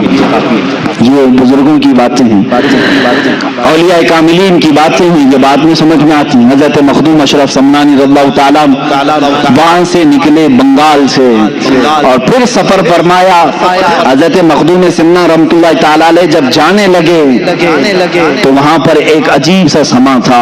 لوگ یہ کہہ رہے تھے کہ ساری رونقیں اپنے ساتھ لے جا رہے ہیں، ساری رونقیں. 37 سال کی عمر میں مخدوم سمنا رحمۃ اللہ تعالیٰ علیہ جب اپنے پیر و مرشد سے خلافت اور ساری سارے خرقہ وغیرہ لے کر کے نکلے تو آپ کے پیر و مرشد نے ہی آپ کو یہ لقب دیا کہ اب میرا یہ اشرف جہانگیر ہوگا. جہانگیر، یہ جہانگیر کا لقب آپ کے پیر و مرشد سے دیا گیا. اور وہاں سے نکل کر کے جب آپ تشریف لائے تقریباً ہندوستان کا آپ نے سفر فرمایا، کافی جگہوں کا آپ نے سفر فرمایا، اور الحمدللہ میں اس صوبے سے تعلق رکھتا ہوں اور آپ بھی اس صوبے سے تعلق رکھتے ہیں کہ مخدوم اشرف سمنانی رحمۃ اللہ تعالی علیہ کے قدم پاک اس صوبے میں بھی پڑے ہیں. آپ گلبرگہ شریف تشریف لائے تھے. گلبرگہ شریف کی سرزمین پر خواجہ بندہ نواز گیسو دراز رحمۃ اللہ تعالی علیہ کے آستانے پر بھی آپ نے چلہ کشی فرمائی، اور یہی وہ مقام ہے جب آپ حضرت مخدوم اشرف سمنانی رحمۃ اللہ تعالی علیہ اپنے ایک خیمے میں الگ رہا کرتے تھے. سفر میں آپ کے خلفاء مریدین ساتھ ہوتے، آپ کے ساتھ آپ کے شاگرد رشید، آپ کے خلف اکبر حضرت سیدنا عبد الرزاق نور العین رحمت اللہ تعالی علیہ جو آپ کے بھانجے بھی ہیں، وہ ساتھ رہا کرتے تھے اکثر. ایک رات کو دیکھا حضرت مخدوم سمنا رحمت اللہ تعالی علیہ کا خیمہ اتنا گرم لگ رہا تھا جیسے لگتا ہو کہ رات کے وقت سورج کی ساری تپش یہاں ہے، کسی کے داخل ہونے کی جرات نہیں ہو رہی تھی. حضرت مخدوم سمنا رحمت اللہ تعالی علیہ اس خیمے کے اندر موجود ہیں. لوگوں نے اندر داخل ہونے کی کوشش کی، پھر حضرت سیدنا عبد الرزاق نور العین رحمۃ اللہ تعالی علیہ اجازت لے کر خیمے میں آتے ہیں. کیا دیکھا کہ پیشانی پر بڑے بڑے پسینے کے قطرات اور پیشانی تیز چمک رہی ہے، اور آپ مصلی پر بیٹھے ہوئے ہیں. حضرت مخدوم سمنا رحمۃ اللہ تعالی علیہ کی زندگی میں ایسی کیفیت کبھی کسی نے دیکھی نہیں تھی. تو لوگ حاضر ہو گئے. آپ نے پوچھا کہ حضور طبیعت پر کچھ بار ہے، کچھ بوجھ ہے؟ آپ نے فرمایا نہیں اے میرے عزیز، آج مجھے میرے رب کی طرف سے ایک بڑا اعزاز دیا گیا ہے، ایک بڑا اعزاز انعام دیا گیا ہے. کہا کہ وہ کیا چیز ہے؟ مخدوم اشرف سمنانی رحمۃ اللہ تعالی علیہ فرماتے ہیں ہر زمانے میں اولیاء کاملین میں ایک غوث ہوتا ہے، اس کی اجازت سے سارے لوگوں کو ولایت دی جاتی ہے. جو بھی ولی بنتا ہے وہ غوث کے تصرفات سے بنتا ہے. اللہ تعالیٰ غوث کو ولایت کے سارے خزانے دیتا ہے، وہ جسے چاہے ولی بنائے. ہر زمانے میں ایک غوث ہوتا ہے. اس زمانے کے غوث کا انتقال ہو گیا. مخدوم سمنا رحمۃ اللہ علیہ فرماتے ہیں اس زمانے کے غوث کا انتقال ہوا. ہزاروں اولیاء کاملین غوثیت کے طلبگار تھے بارگاہ رب العزت میں، اور اللہ تعالیٰ نے وہ غوثیت کا مقام مجھے تفویض فرمایا. آپ کو غوثیت کا مقام دیا گیا. یہ وہ مقام ہے میرے عزیزو، اولیاء کاملین میں چند ہی بزرگوں کو ملتا ہے. اور آپ کو محبوب یزدانی کہا جانے لگا. محبوب سبحانی آپ نے سنا ہوگا، غوث اعظم کو کہا جاتا ہے. محبوب الہی نظام الدین اولیاء کو کہتے ہیں. اور اسی طرح محبوب یزدانی حضرت مخدوم اشرف سمنانی کو کہا جاتا ہے.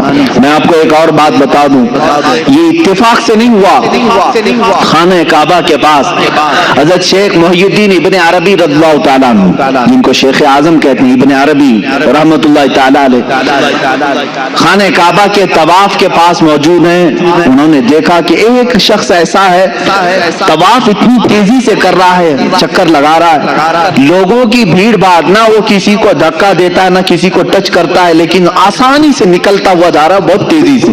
طواف میں ایسا نہیں ہو سکتا، ممکن نہیں ہے بغیر کسی کو ٹچ کیے کوئی طواف کر لے. بھیڑ بھاڑ. اور ایک شخص ایسا ہے کہ وہ بہت تیزی سے طواف کا سفر کر رہا ہے. حضرت شیخ محی الدین ابن عربی فرماتے مجھے ایسا لگ رہا تھا کہ اس کا جسم صرف دکھ رہا ہے اور خالی اس کی روح طواف کر رہی.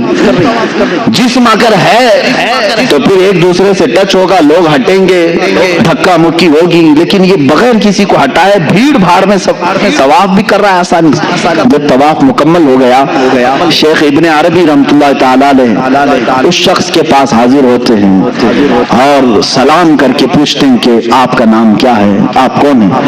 تو انہوں نے کہا میں अबू बकर सिबती हैं। ये शेख सैयदना अबू बकर सिबती थे। शेख मुहिउद्दीन इब्न अरबी रहमतुल्लाह ताला अलैह उसी वक्त समझ गए कि ये कौन है, अबू बकर सिबती उस वक्त के गौस थे। कहा मैं इस जमाने में इस वक्त का गौस हूँ। कहा कि हुजूर आपके बाद, कहा मेरे बाद जलालुद्दीन गौस होंगे, उनके बाद मखदूम अशरफ समनानी गौस होंगे। यह आपकी गौसियत से तकरीबन 50 साल पहले की बात है या 100 साल पहले की बात है, जब भी आपके गौस होने की बशारत दे दी गई थी, वो भी खाने काबा के तवाफ के दौरान। अजीजा निगरानी गुलबर्गा शरीफ की सरजमीन पर आपको गौसियत का ताज भी रखा गया। अल्लाह ताला इस जमीन से हमारी वाबस्तगी को सदा कायम रखे। सुल्तान मखदूम अशरफ समनानी रहमतुल्लाह ताला अलैह जब गुलबर्गा शरीफ से निकलकर फिर उत्तर प्रदेश की सरजमीन पर तशरीफ लाए, जौनपुर इसका नाम था। जौनपुर की रियासत कहलाई जाती थी, रियासत जौनपुर मशहूर है। यानी जैसे अभी यूपी पूरा स्टेट है, उस वक्त एक स्टेट का नाम था जौनपुर। ये गांव नहीं, आज वो गांव बन करके रह गया है, पहले एक स्टेट का नाम था, उसमें जिले आते थे। जौनपुर आप तशरीफ लाए, लेकिन मेरे अजीजों बड़े से बड़े अकाबिर औलिया कामिलीन के साथ आजमाइशी हुई हैं। मुखालिफीन, हासिदीन, एतराज करने वाले हर जमाने में रहे और आपके साथ भी रहे, जबकि आपके चेहरे पर इतनी जलाल होते थे। औलिया कामिलीन में जो जलाली बुजुर्ग हैं, उनमें से मखदूम समनानी रहमतुल्लाह अलैह, क्योंकि आप औहदुद्दीन कहलाए हैं। आप मुजर्रद रहे, पूरी जिंदगी आपने शादी नहीं फरमाई, उस कल्ब में किसी दूसरे की मोहब्बत को शामिल ही नहीं किया। मखदूम सिन्ना रहमतुल्लाह ताला अलैह। और इस तरह के जो बुजुर्गाने दीन हैं वो उमूमन जलाली हुआ करते हैं, जैसे हजरत मखदूम अलाउद्दीन साबिर कलियरी रहमतुल्लाह ताला काफी जलाली बुजुर्ग थे। आपके ही मुतालिक मशहूर है, हजरत निजामुद्दीन औलिया के पास आपकी खिलाफत नामा लिखा गया था। रात का वक्त था, चिराग की रोशनी में निजामुद्दीन औलिया रहमतुल्लाह ताला अलैह ने साबिर कलियरी को कहा कि पढ़ करके सुनाओ। आप पढ़ने लगे, चिराग बुझ गया, अंधेरा हो गया। हजरत साबिर कलियरी रहमतुल्लाह अलैह ने थोड़ा सा उस चिराग की तरफ घूर करके नहीं देखा, चिराग भड़क उठा, जल उठा। निजामुद्दीन औलिया रहमतुल्लाह ताला अलैह ने खिलाफतनामा वापस ले लिया। कहा अभी नहीं, इस तरह तुम्हारी आंखों से न जाने कितने जल जाएंगे, और जलाल को कम करने की जरूरत है। तो ये जो जलाली बुजुर्गाने दीन है, उनमें से मखदूम सिन्ना रहमतुल्लाह ताला अलैह। लेकिन हद है हासिदीन की, इस पाए के जलाली बुजुर्गों का भी पीछा नहीं छोड़ते। लोग आज परेशान होते हैं हासिदीन से। उतने बड़े बुजुर्ग के हासिदीन का मैं अगर आपको बताऊं क्या क्या नहीं किया आपके साथ। मखदूम सिन्ना रहमतुल्लाह ताला अलैह जिस वक्त जौनपुर तशरीफ लाए, वहां एक बुजुर्ग थे चिराग हिंद, जिनको सदरुद्दीन चिराग हिंद रहमतुल्लाह ताला, बड़े बुजुर्ग हैं। लेकिन जमाने का आपस का मामला होता है, मैं बड़ा तू बड़ा का मामला कभी कभार आ जाता, इंसानी फितरत का तकाजा है। वो उनका पुराना इलाका था, उनके मुरीदीन थे। अचानक मखदूम अशरफ उनके इलाके में आए। कुछ लोगों को तकलीफ इसी बात की होती है, मेरे खेत में दूसरा क्यों चरने आया। होता है 40 साल से हम पूरे शहर को संभाल रहे थे, अचानक ये बकरा कहां से आया। इस तरह का हसद भी आ जाता है, ये इंसानी फितरत का तकाजा है।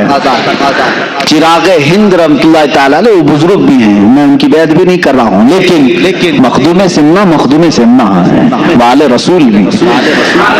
मखदूम जहांगीर अशरफ समनानी रहमतुल्लाह ताला अलैह जिस वक्त जौनपुर तशरीफ आए, लोग झोंक दर झोंक आपके मुरीद बन रहे थे, क्योंकि चेहरे में वो नैयरे ताबा था कि लोग देखते तो गुनाहों से दूर हो जाते, अपने मैल कचरे को धुल देते हैं। और सिर्फ एक सोहबत काफी होती थी कि लोग सिर्फ मुरीद नहीं वली कामिल बनते थे। मखदूम सिन्ना की सोहबत बहुतों को आला मकाम तक पहुंचाई। उस जमाने में एक आलिम दीन थे मौलाना कबीरुद्दीन। उस वक्त मौलाना कबीरुद्दीन साहब एक ख्वाब देखते हैं, ख्वाब में उन्होंने एक बुजुर्ग का चेहरा देखा, सुर्ख बाल हैं, चेहरा पूरा चमक रहा है, जब वो मुस्कुराते हैं तो रुखसारों पर انار کی سرخی آتی ہے، اور اس بزرگ نے کہا کہ میں تیرا مرشد ہوں۔ مولانا کبیر الدین صاحب اس وقت تک مرید نہیں ہوئے تھے۔ صبح اٹھتے ہیں، پوچھتے ہیں علاقے میں سب سے بڑے بزرگ کون ہیں؟ لوگوں نے کہا حضرت صدر الدین چراغ ہند رحمۃ اللہ علیہ سب سے بڑے بزرگ۔ مولانا کبیر الدین ان کی تلاش میں گئے، چراغ ہند کی بارگاہ میں گئے تو واقعی وہ بڑے کمال کے بزرگ تھے، لوگوں کا جمگٹا تھا، تبلیغ تربیت سب ہو رہی تھی، لیکن خواب میں جو دیکھے تھے وہ نہیں تھے۔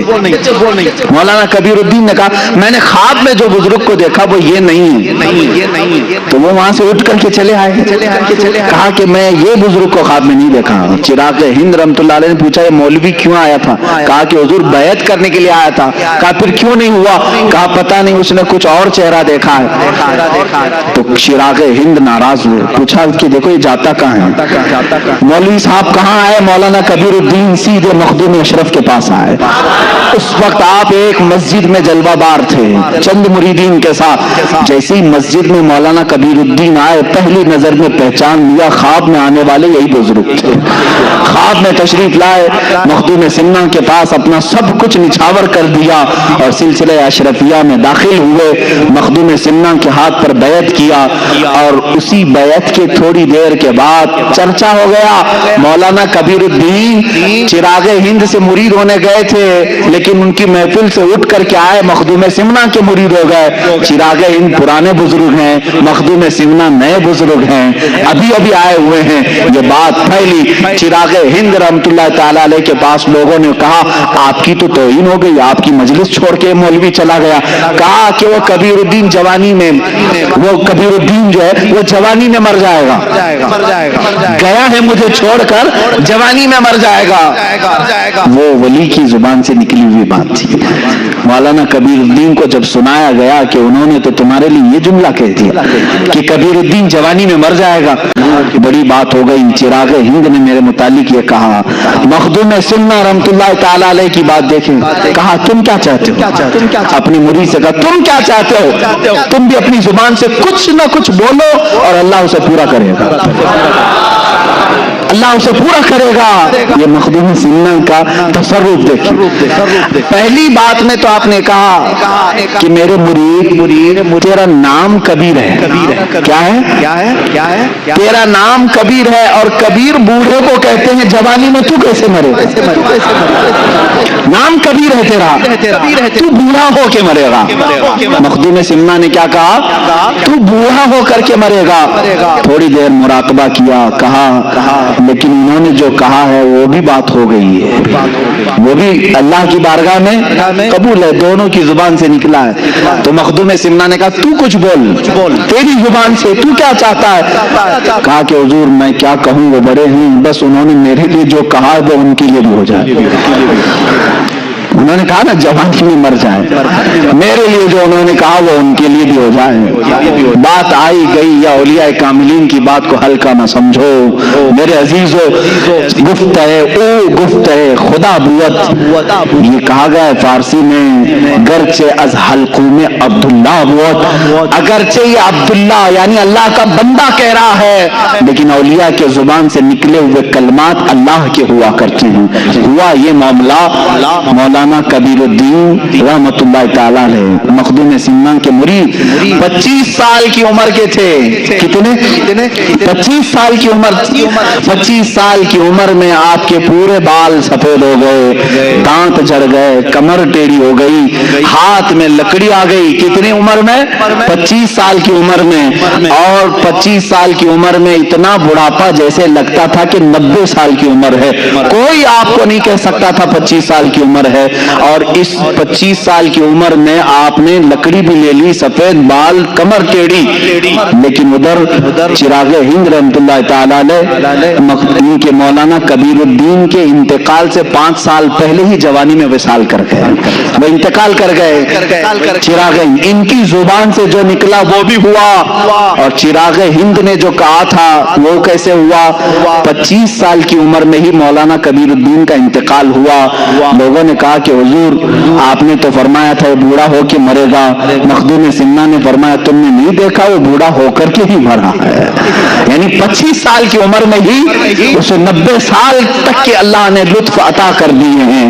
زندگی کی جتنی بہاریں تھیں اس نے 25 سال کی عمر میں دیکھ لی. کیا عزیزہ نگران، یہ زبان کی تاثیر ہے. اب یہاں جو معاملات ہوئے تھے وہ میں ذکر کر رہا ہوں مخدوم سمنا کے ساتھ. چراغ ہند، ظاہر سی بات ہے ان کے بھی بڑے کرامات تھے، تصرفات تھے. لیکن مقابلہ ہوا. اولیاء کاملین اس طرح مقابلہ نہیں کرتے، لیکن کبھی کبھار ہوا ہے. سرکار غوث پاک کے ساتھ ہوا ہے. سرکار غوث پاک رضی اللہ تعالیٰ عنہ کے دربار میں شیخ احمد جام نہیں آئے تھے اپنی شعر کو لے کر کے جاؤ مولانا عبد القادر سے کہو کہ اپنی دیوان سے اپنی لنگر سے ایک گائے بھیج دیں. معاملہ سنا ہے آپ نے؟ وہ اپنے وقت کے ولی تھے، ورنہ غوث پاک کی بارگاہ میں گائے مانگنے کے لیے اپنے شعر کو یوں نہیں کہتے. ایسے معاملات ہوئے ہیں. مخدوم سمنا ایک بار بیٹھے ہوئے ہیں مسجد میں، لوگوں کو تربیت دے رہے ہیں، مریدین بڑھ گئے. چراغ ہند نے دیکھا، باہر سے انہوں نے پتہ نہیں ہاتھ اٹھائے یا کچھ کیا تو پوری مسجد میں آگ کی جیسی گرمی بھر گئی. اتنا گرم کہ جیسے آگ کے شعلے اٹھ رہے ہوں. 1 2 3 کرتے کرتے لوگ اٹھنے لگے، سب جانے لگے. ظاہر سی بات ہے کون گرمی کو برداشت کرے گا. تو مخدوم سمنا رحمۃ اللہ علیہ کے چند مریدین تھے باقی رہ گئے جو گرمی کو برداشت بھی نہیں کر پا رہے تھے. مخدوم سمنا رحمۃ اللہ علیہ نے کہا کہ یہ صرف لگایا ہوا چراغ ہے، چراغ ہند نے کیا تھا. اس چراغ کو تھوڑے سے پانی کی ضرورت ہے، اس گرمی کو ہلکا کرنے کی تھوڑے سے پانی کی ضرورت ہے. مخدوم سمنا رحمۃ اللہ علیہ کے بغل میں ایک پانی کا لوٹا رکھا ہوا تھا. آپ نے اپنے ہاتھ میں تھوڑا سا پانی لیا، یوں چھڑک دیا، پانی کی چند قطریں یا بوندیں گری، ساری گرمی غائب ہوئی. لیکن چراغ ہند جو باہر سفر پر تھے پیر پھسل کر کے دریا میں ڈوب گئے، ندی میں آ گئے، پانی میں گر گئے. مخدوم سمنا نے نہیں کہا تھا کہ چراغ کو تھوڑے سے پانی کی ضرورت ہے، پانی میں پہنچا دیا. اور وہ پانی میں اس طرح ہاتھ پیر مارنے لگے کہ اپنی سلسلے کے تمام اولیاء کو مدد کے لیے پکارا، یہاں تک کہ رسول کریم صلی اللہ تعالیٰ علیہ وسلم کو ندا دی. تاریخ میں لکھا ہوا ہے میرے آقا صلی اللہ تعالیٰ علیہ وسلم مدد کے لیے ضرور تشریف لائے، لیکن جلال کے ساتھ ظاہر ہوئے. کہا صدر الدین چراغ ہند سے کہ تیری غلطی ہے کہ تیرے شہر میں نیا مہمان بھی تھا اور میرا بیٹا بھی تھا، تو نے دونوں خیال نہیں کیے جس کی وجہ سے تجھے پانی میں دھکیل دیا گیا. حضرت چراغ ہند رحمۃ اللہ تعالیٰ علیہ نے اپنی ان تمام کوتاہیوں سے معافی طلب کی اور ان کے سلسلے کے جتنے اولیاء تھے، مشائخ تھے، وہ سب مخدوم سمنا کے پاس آئے ان کی درخواست لے کر کے کہ اے مخدوم اشرف آپ اس چراغ ہند کو معاف کر دیں، اگر آپ نہ معاف کریں گے تو اللہ کے نبی بھی انہیں نہیں معاف کریں گے. رسول کریم صلی اللہ تعالیٰ علیہ وسلم کی بارگاہ سے اس کے لیے ہم معافی کی طلبگار درخواست لے کر کے آئے ہیں. یہ سلسلے کے بڑے مشائخ کو دیکھا، ان کی روحیں آئی ہوئی ہیں. مخدوم سمنا رحمۃ اللہ تعالیٰ علیہ نے انہیں معاف فرمایا، وہ پانی سے باہر نکلے اور پھر میرے آقا سرکار مخدوم پاک کی قدموں میں تشریف لائے اور زندگی بھر پھر آپ کے احترام اور ادب بھی کرتے رہے. اولیاء کاملین کے زمانے میں ایسے حالات ہوئے. سرکار غوث پاک کی بارگاہ میں ایک معاملہ ایسا ہوا تھا، آپ نے منبر پر کھڑے ہو کر کے اعلان فرمایا میرا یہ قدم تمام اولیاء کی گردنوں پر ہے. سارے جو اولیاء تھے سب نے اپنی گردن جھکائی، بلکہ بعضوں نے کہا بل علی راسی و علی عینی، بلکہ ہماری آنکھوں پر بھی ہمارے سروں پر بھی اے غوث آپ کا قدم ہو. سرکار مفتی اعظم ہند نے یوں فرمایا یہ دل یہ جگر ہے، یہ آنکھیں یہ سر ہے، جہاں چاہو رکھو قدم غوث اعظم. اولیاء کاملین نے قبول کیا. لیکن اس زمانے میں ایک بزرگ تھے، ان کا بھی بڑا مشہور معاملہ تھا، لوگ ان کے ارد گرد بہت ہوتے تھے. انہوں نے کہا میں شیخ عبد القادر جیلانی کے قدم کو اپنی گردن پر نہیں محسوس کرتا، میں ان کے قدم کو نہیں مانتا. اتنا کہنا تھا. غوث پاک کی بارگاہ میں جب ان کے متعلق کہا گیا، آپ نے اعلان فرمایا اگر میرا قدم اس کی گردن پر نہیں ہے تو پھر کسی خنزیر کا ہوگا، کسی غلیظ جانور کا قدم ہوگا. اللہ کے ولی اور وہ بھی غوثیت معاف سے نکلی ہوئی زبان کے جملوں کو اور کلمات کو دیکھیں، ان کا حال ایسا ہوا کہ وہ ایک عورت کے عشق میں گرفتار ہوئے، خانقاہ چھوڑ دیا، مریدین چھوڑ دیے، اس لڑکی کے چکر میں آپ در بدر بھٹکتے رہے۔ ایک وقت ایسا آیا کہ وہ لڑکی عیسائی تھی، کرسچن تھی، اس کے باپ نے شادی کرنے کو رضامندی کا اظہار بھی کیا، لیکن ایک شرط پر کہ اس کے پالے ہوئے خنزیر تھے وہ چرانے پڑیں گے۔ انہوں نے چرایا بھی، اور ایک دن خنزیر کے بچے کو اپنے گردن پر رکھ کر کے لا بھی رہے تھے۔ ان کے ایک مرید نے دیکھا جو اس وقت تک وابستہ تھے، باقی سب چھوڑ دیے تھے کیونکہ ایک عورت کے عشق میں یہ پیر اپنے خانقاہ چھوڑ دیا ہے۔ اس پیر نے رو کر کے کہا، سلطان غوث العظم دستگیر رحمۃ اللہ تعالی علیہ کی زبان سے نکلے ہوئے کلمات میں نے دیکھ لیا، ان کا قدم اگر ان کی گردن پر نہیں ہے تو پھر خنزیر کا گردن پر ان کے قدم آ ہی گیا۔ اسی دن ان کو احساس بھی ہوا اور وہ وہاں سے دوڑے دوڑے غوثیت مآب میں حاضر ہوئے اور توبہ کیا، اور ان کی سلب کی ہوئی ولایت پھر واپس اللہ نے عطا فرمائی۔ عزیزان گرامی، اس طرح جو وقت کا غوث ہوتا ہے اس سے اگر کوئی ٹکر لیتا ہے تو اس کی تمام تر نعمتیں چھین لی جاتی ہیں۔ مخدوم سمنا رحمۃ اللہ تعالی علیہ اپنے وقت کی غوثیت کے مقام پر فائز تھے، جنہوں نے بھی ٹکر لی ہے وہ ہمیشہ کے لیے خائب و خاسر ہوئے ہیں۔ مخدوم سمنا رحمۃ اللہ تعالی علیہ کے ساتھ لوگوں نے بہت سارے معاملات کیے، مولویوں نے بھی اس زمانے کے مناظرے کرنے کی کوشش کی۔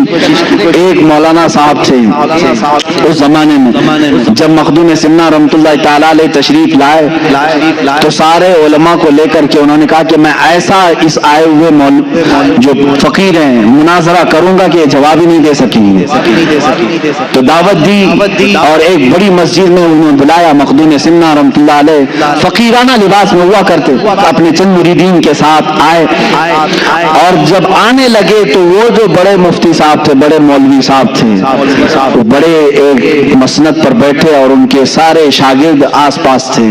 مخدوم سمنا جب داخل ہونے لگے تو آپ پہلے داخل ہوئے، تھوڑی دیر کے بعد آپ کی ایک دوسری شکل داخل ہوئی، تیسری شکل داخل ہوئی، چوتھی شکل داخل ہوئی، سب دیکھنے میں مخدوم سمنا کی طرح ہی دکھ رہے ہیں۔ جو مسجد میں آ رہا ہے مخدوم اشرف سمنانی کی طرح دکھ رہا ہے۔ مولوی صاحب گھبرائے، دیکھتے رہے یہ کتنے سمنانی آ رہے ہیں۔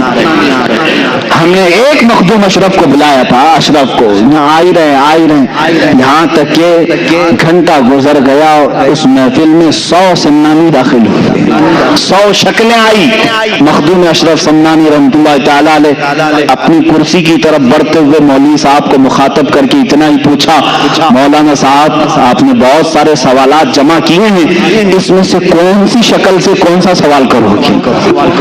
وہ تنہا تھے مخدوم سمنا، لیکن اللہ رب العزت کا یہ تصرف ہے۔ یہی تو ہم کہتے ہیں میرے آقا صلی اللہ تعالی علیہ وسلم اپنے ہر غلام کی قبر میں تشریف لاتے ہیں۔ یہ نہیں کہ ذات کے ٹکڑے ہوتے ہیں، آدھا ادھر آدھا ادھر۔ سورج جب ایک بار نکلتا ہے تو مدینے میں بھی چمکتا ہے، ہند میں بھی چمکتا ہے، وہ امریکہ میں بھی ہے، افریقہ میں بھی ہے، ہر علاقے کو یکساں اپنی سورج کی روشنی پہنچاتا ہے۔ اللہ تعالیٰ اولیاء کاملین کو بھی یہ تصرف عطا کرتا ہے، وہ بیک وقت 100 جگہ پر بھی حاضر ہو سکتے ہیں، 1000 جگہ پر بھی حاضر ہو سکتے ہیں۔ یہ بعض اولیاء کاملین کے تصرفات ہیں۔ ان مولوی صاحب نے توبہ کیا اور پھر مرید بھی ہوئے، داخل سلسلہ بھی ہوئے۔ حضرت مخدوم سمنا رحمۃ اللہ تعالی علیہ کا حال یہ تھا کہ آپ کے ساتھ سواریاں چلتی تھی، گھوڑے، اونٹ۔ ایک بار آپ آئے، رات کا وقت تھا، ایک علاقے میں مسجد میں اندر قیام کیا اور صحن مسجد میں گھوڑوں کو باندھ دیا۔ گاؤں میں بات مشہور ہوئی، ایک نیا مہمان آیا، فقیر ہے، لیکن انہوں نے گھوڑے مسجد کے پاس باندھ دی، صحن میں، مسجد کے صحن میں باندھ دی۔ جو مولوی حضرات تھے، طلبہ تھے، سب دوڑے دوڑے آئے، کہا کہ ایسا فقیر، ایسا مرد قلندر، اگر تم اللہ کے ولی ہو تو یہ مسجد کی بے حرمتی نہیں ہو جاتی کہ جانور باندھو؟ مخدوم سمنا رحمۃ اللہ تعالی علیہ بیٹھے تھے، تھوڑی دیر میں ایک گھوڑے نے سر ہلایا، اپنے ایک مرید سے کہا اپنے اس گھوڑے کو لے جاؤ، یہ اپنی پیشاب کی شکایت کر رہا ہے، اس کو پیشاب کروائے گا۔ تھوڑی دیر کے بعد ایک گھوڑے نے سر ہلایا، مخدوم سمنا نے کہا اس گھوڑے کو لے جاؤ، یہ لیڈ کرنا چاہتا ہے۔ جو جو شکایتیں ہوتی رہی، تھوڑی دیر تک ان گھوڑوں کو، اونٹوں کو باہر لے جایا جاتا تھا، ان کو فارغ کر کے لایا جاتا تھا۔ تمام علماء مولوی حضرات بیٹھے تھے، انہوں نے دیکھا یہ کیا ہے۔ مخدوم سمنا نے فرمایا مسجد میں جانور کو اسی لیے نہیں لایا جانا چاہیے کہ وہ ناپاکی کریں گے، لیکن میرے گھوڑے ایسے ہیں کہ ان میں سے ایک بھی نہ پیشاب کرے گا نہ پخانہ کرے گا، انہیں جب ضرورت ضرورت ہوگی یہ مجھے اشارہ کریں گے اور ان کا جہاں مقام ہوگا وہیں اپنی غلاظت بھی کریں گے. تو دیکھ لو فجر تک ان میں سے ایک گھوڑا بھی لید نہیں رکھ ڈالے گا اور نہ ہی پیشاب کا ایک قطرہ ڈالے گا. اس کے باوجود پھر بھی جانوروں کو مسجدوں میں نہیں لانا چاہیے. لیکن ہم مسافر ہیں, ہمارے پاس جگہ کی تنگی تھی, ہم نے یہ عذر کی وجہ سے یہاں پر رکھا ہے. مخدوم سمنا رحمۃ اللہ تعالی علیہ کا تصرف جانوروں پر بھی تھا, جانور بھی آپ کے مطیع و فرما بردار تھے. ایک علاقے میں آپ کے ساتھ مذاق بھی کیا گیا تھا لیکن وہ مذاق حقیقت ہو گئی. کچھ اوباش نوجوانوں نے ایک جنازہ تیار کیا اور کہا کہ ڈپلیکیٹ مردے کو رکھ کر کے, یعنی زندہ آدمی کو رکھ کر کے مخدوم اشرف سمنانی سے کہیں گے جنازہ پڑھا دیجیے. جب وہ نماز پڑھانے لگے یہ مردہ اٹھے گا, تالیاں بجائیں گے, سب مذاق اڑائیں گے. اللہ کے ولی کا مذاق. اسی لیے میرے آقا صلی اللہ علیہ وسلم نے فرمایا من عادى لي وليا فقد آذنته بالحرب, جو میرے کسی ولی سے دشمنی کرتا ہے میں اس کے ساتھ جنگ کا اعلان کرتا ہوں. اللہ سے کون جنگ کرے گا؟ اللہ کے ولیوں سے جس نے دشمنی مول لی گویا کہ وہ اللہ کے ساتھ جنگ کرنا چاہتا ہے. تو مخدوم سمنا رحمۃ اللہ تعالی علیہ کو لوگوں نے اصرار کر کے بلایا, آپ آئیے جنازہ پڑھائیے, ہمارے علاقے میں انتقال ہو گیا. جنازہ لائے, صفیں لگائی, آپ منع کرتے رہے, زبردستی آپ کو امام بنا کر کھڑا کیا گیا. آپ نے تکبیر باندھی, چاروں تکبیریں ہوئی, سلام پھیرا اور کہا لے جاؤ دفن کرو. بیچ نماز میں وہ لوگ سوچتے رہے یہ اٹھے گا مردہ اور تالیاں بجائے گا, مذاق, لیکن وہ اٹھائی نہیں. جب سب سلام پھیر دیے مخدوم سمنا نے مخاطب کر کے کہا اے لوگوں مجھے معلوم ہے تم نے جنازے میں کیا رکھ کر لایا تھا, مجھے معلوم ہے, لیکن اللہ تعالیٰ اپنے کسی بھی ولی کا مذاق گوارا نہیں فرماتا. تم نے اسے کفن پہنایا اور اللہ نے اسے حقیقی موت کا لباس پہنایا. اب اشرف نے اس پر جنازہ پڑھ دیا, اب دوبارہ اس کی زندگی نہیں ہے, لے جاؤ دفن کرو, وہ ہمیشہ کے لیے مر گیا. لوگوں نے توبہ کیا. اللہ کے ولیوں کے ساتھ جو مذاق کرتا ہے میرے عزیزوں اس کے ساتھ بہت برا حشر ہوگا. میں نے اسی طرح دیکھا مدینہ رسول میں میرے آقا صلی اللہ علیہ وسلم کا رحم و کرم ہے, اس غلیظ متوع کو آج تک میں یاد رکھا ہوں. اللہ اس پر لعنت کرے. جالیوں کے پاس کھڑا ہے, ہندوستانی پاکستانی جو حجاج آتے ہیں میرے آقا کی بارگاہ میں کہتے ہیں دعائی ہو یا رسول اللہ, فریاد ہو یا رسول اللہ. حضور کی بارگاہ میں یہ پیش کرتے ہیں. وہاں موجود ایک وہابی متوع کو غصہ آیا, اس نے کہا کیا رسول سے مانگتے ہو, کیا رسول سے مانگتے ہو, یہ شرک ہے. کہا ہم رسول سے نہ مانگیں تو پھر کس سے مانگے, اللہ سے مانگتے ہیں, اللہ سے مانگو. میرے عزیزوں بات سچی ہے, اللہ ہی دیتا ہے, بخدا خدا کا یہی ہے در, نہیں اور کوئی مفر مقر, جو وہاں سے ہو یہی آ کے ہو, جو یہاں نہیں تو وہاں نہیں. یہ میرے امام اعلیٰ حضرت نے ہمیں سمجھایا ہے. دربار رسالت یہ اللہ رب العزت تک پہنچنے کا راستہ ہے. اے نادان, اگر اس نبی نے نہ بتایا ہوتا تو خدا کو رحمان بھی نہیں جانتا, کبھی نہیں سمجھ سکتا. اس متوع نے میرے سامنے حرکت کی تھی, کہا دیکھو میں ناچ رہا ہوں یہاں پر, اور اپنی پیٹھ جالیوں پر لگا لگا کر کے گھسنے لگا, پیر اچھل اچھل کر کے کرنے لگا. یہ کسی کو نفع بھی نہیں دے سکتے, نقصان بھی نہیں دے سکتے. دیکھو میں اگر کچھ ہونا تھا تو میرے ساتھ ہو جاتا. ان حاجیوں نے کان پکڑ لیا اور وہاں سے نکل کے. میرے عزیزوں کچھ لوگ میرے ساتھ تھے, انہوں نے کہا پوچھا بھی کہ حضرت یہ اتنی بدتمیزی کر رہا ہے, گستاخی کر رہا ہے, عذاب آ جانا چاہیے. مجھے اس وقت ہمارے بزرگ کی بات یاد آئی. میں نے ان سے بھی یہ سوال کیا تھا کہ ان پر اللہ کا عذاب کیوں نہیں آتا. انہوں نے کہا بیٹا اللہ کا عذاب کیا تم سمجھتے, پتھر آ جائیں, بارش آگ کی نازل ہو جائے, زمین پھٹ جائے, یہی اللہ کا عذاب ہے. کہا یہ دکھنے والے عذاب ہے. اللہ کا اگر سب سے بڑا کوئی عذاب ہے تو اپنے گھر کے قریب رکھ کر کے بھی ایمان کی دولت ختم کرتا ہے. اس عذاب میں تو وہ مبتلا ہے. اللہ نے ایمان سلب کر لیا, اس کا ختم ہو چکا ہے. یہ سب سے بڑے عذاب میں گرفتار طرفدار ہیں. اسی طرح میرے عزیزوں جنہوں نے اولیاء کاملین سے دشمنی کی اللہ تعالیٰ ان کا خاتمہ برا کر دیتا ہے. وہ اس دنیا کی نعمتوں سے تو لطف اندوز ہو سکتے ہیں لیکن قیامت کے دن وہ خائب و خاسر اٹھیں گے. اللہ کے ولیوں سے دشمنی نہ لو. مخدوم سمنا رحمۃ اللہ تعالیٰ علیہ کا مذاق کرنے کی کوشش کی گئی لیکن جنازے میں ہمیشہ کے لیے آدمی سو گیا. کچھ لوگ ایسے بھی ہیں آج جو اولیاء کے تصرفات اور ان کی کرامات کے منکر ہیں. قرآن ان کی کرامات کی گواہی دے رہا ہے. سلیمان علیہ السلام کی امتیوں میں ایک امتی ایسا ہے کہ سبا بلقیس کا تخت ملک یمن سے فلسطین میں ایک لمحے میں نہیں پلک جھپکنے سے پہلے حاضر کرتا ہے. یہ قرآن کی آیت ہے. قرآن ولیوں کی کرامت کا ذکر کر رہا ہے. اور یہ آج کل کے لوگ جو اولیاء کاملین کے منکر ہیں یہ در حقیقت اللہ کے ولیوں کی دشمنی پال رہے ہیں. یاد رکھنا رب تبارک و تعالیٰ کی پکڑ اور اس کا انتقام بہت سخت ہوتا ہے. تم جب اپنے کسی دوست کی توہین برداشت نہیں کر سکتے اللہ اپنے دوستوں کی توہین کیسے گوارا فرمائے گا. وہ ضرور تم سے بدلہ لے گا انتقام اور وہ منتقم حقیقی ہے. بہرحال مخدوم سمنا رحمۃ اللہ تعالیٰ علیہ کے میں کچھ آخری باتیں یہ بھی عرض کروں کہ آپ جونپور جب تشریف لائے تو وہاں جو بادشاہ تھے وہ ابراہیم اشرقی سلطان تھے. ان کا زمانہ بڑا اچھا تھا. ان کی بارگاہ میں قاضی شہاب الدین دولت آبادی رحمۃ اللہ علیہ تھے.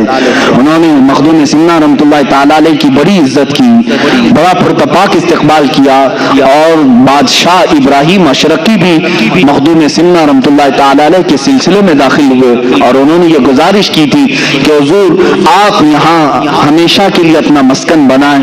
مخدوم سمنا رحمۃ اللہ تعالیٰ علیہ نے ان کی ارادت اور ان کی عقیدت کو دیکھ کر کے یہ فرمایا تھا کہ اے ابراہیم میں تجھ سے یہ وعدہ کرتا ہوں کہ میں تیرے حدود سلطنت سے باہر کہیں نہیں آرام کروں گا. جب میرا آخری وقت آئے گا تو میں آرام تیری حدود سلطنت کے اندر ہی کروں گا. اور وہی ہوا. آج جو کہ چوچا شریف ہے وہ جونپور کی ریاست کے اندر آتا تھا. اب آپ کو میں یہ بھی بتا دوں بسکھاری نام سنا ہوگا آپ نے یا کچوچا شریف جو جاتے ہیں انہیں معلوم ہونا چاہیے دو قصبے وہاں مشہور ہیں. ایک بسکھاری ہے یہ کچوچا شریف سے پہلے آتا ہے اور اس کے بعد کچوچا شریف ہے. کچوچا شریف اور بسکھاری یہ دونوں اس وقت اتر پردیش میں ہیں. فیض آباد ہوا کرتا تھا ضلع, اب اس کو امبیڈکر نگر کیا گیا. ان کو ناموں کو بدلنے کی بڑی وہ پڑی ہوئی ہے. یہ سمجھتے ہیں کہ نام بدل جائے. یہ ایسی ہی ہے جیسے ایک پرندہ ہے.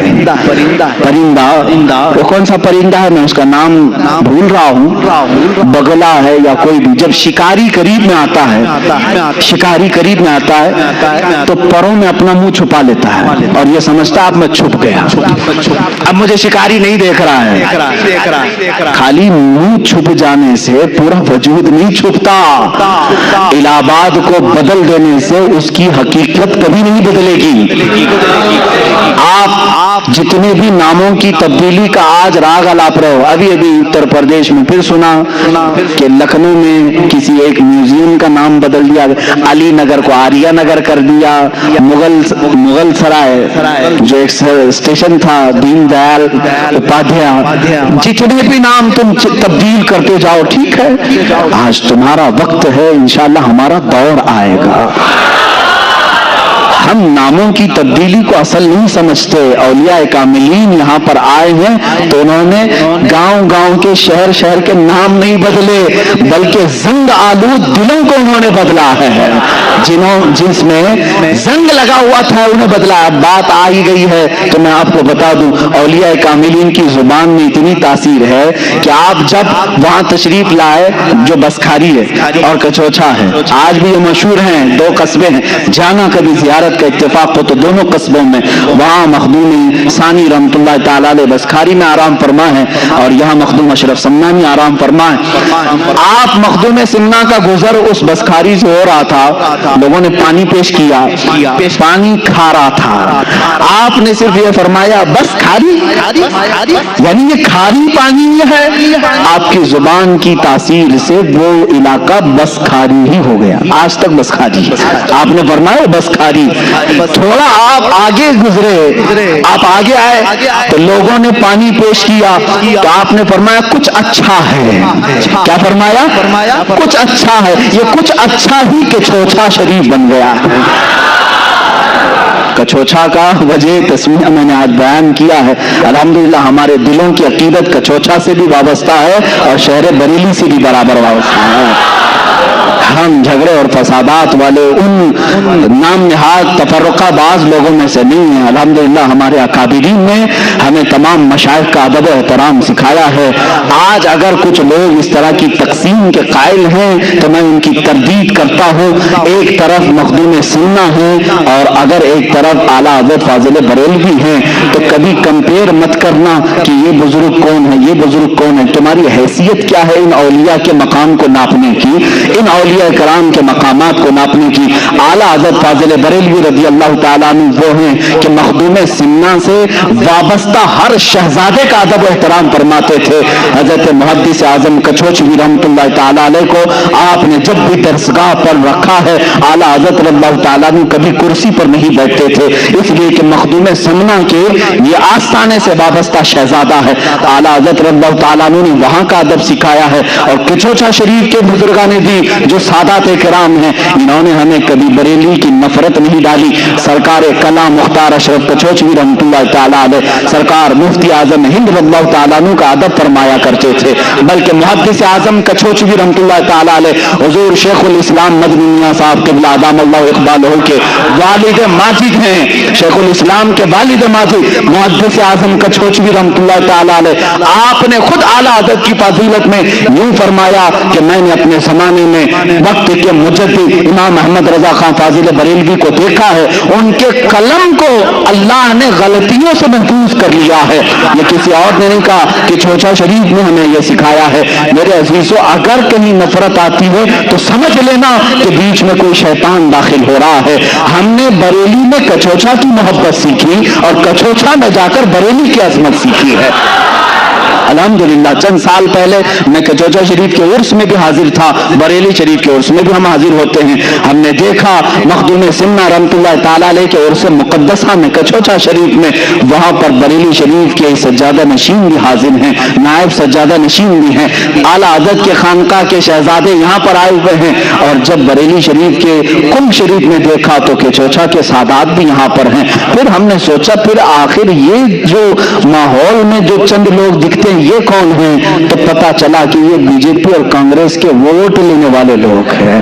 ان کا مشائخ سے کوئی تعلق نہیں. اوپر سب معاملات صحیح ہیں، یہاں یہ ٹکڑوں پہ پلنے والے لوگوں کے معاملات ہیں. اسی لیے میرے عزیزو ان معاملات میں ہمیشہ الرٹ رہو. اس لیے کہ آپ دیکھتے ہیں یہ جے جے جے جے جے کرتے بی جے پی کے جھنڈے لیے، جے جے جے جے کرتے کانگریس کے جھنڈے لیے. یہاں جا کر کے دیکھا تو ایسا لگا کہ یہ مودی کو پتہ نہیں کہاں سے کہاں نیچے اتار دے گا. پھر اسی شخص کو یہاں دیکھا تو ایسا لگا کہ کانگریس کو پتہ نہیں کہاں سے کہاں اتارے گا. کہ دونوں طرف کا آدمی ہے اور دونوں طرف بھی بجاتا ہے. اسی طرح سلاسل میں بھی کچھ لوگ داخل ہوتے ہیں، ادھر بھی اور ادھر بھی، اور دونوں کے درمیان نفرت پیدا کرنے کے لیے کبھی ان کی مخالفت یہاں آ کر کے کرتے ہیں، کبھی ان کی مخالفت وہاں جا کر کے کرتے ہیں. اللہ کا بڑا انعام و اکرام ہے ہمارے ان مشائخ پر جنہوں نے ہمیں درمیانی راستہ عطا فرمایا ہے. ہمارے لیے تاج الشریعہ بھی ہیں اور شیخ الاسلام بھی ہیں. الحمدللہ ہم درمیانی امت ہیں، اہل سنت و جماعت ہیں اور ہم مشائخ کا ادب و احترام بھی جانتے ہیں. کچھ اچھا جس کو مخدوم سمنانی نے فرمایا وہ آج کیا ہو گیا؟ کچھوچھا شریف. اب وہ کچھ اچھا نہیں، بہت اچھا ہے، بہت اچھا ہے. مخدوم سمنا رحمۃ اللہ تعالیٰ علیہ جس جگہ پر آرام فرمائیں. اب یہ دو باتیں میرے مزاج کی ہیں، میں آپ کو بتاؤں گا. بنارس تشریف لے گئے، بنارس تشریف لے گئے تو وہاں ایک یوگی تھے، جوگی تھے.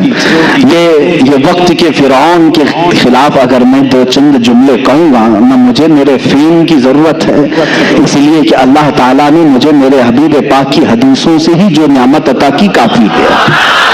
مجھے میرے مولا کی طرف سے جو ملی عزت وہ کافی ہے.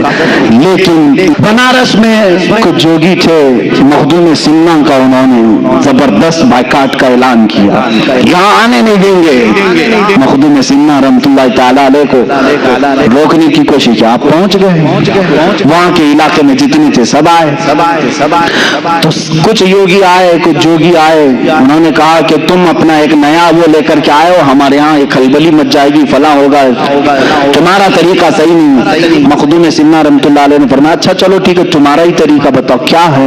کام تپسیا کرتے ہیں، ہم عبادات کرتے ہیں، ہم آتما کی شکتی حاصل کرتے ہیں، ہم جو ہے بھگوان سے قریب ہونے کے بہت سارے طریقے جانتے ہیں. کہا چلو مجھے بھی لے چلو تمہارے یہاں، مجھے بھی لے چلو، جہاں تم جن کی عبادات کرتے ہو میں بھی دیکھوں گا. وہ آئے، مخدوم سننا کے مریدین گھبرائے کہ مخدوم اشرف سمنانی رحمۃ اللہ تعالیٰ علیہ بت قدے میں جا رہے ہیں، جہاں پر بڑے بڑے بتوں کو رکھ کر جوگیوں نے اپنی عبادتوں کے، اپنے تپسیا کے کئی سال گزار دیے تھے.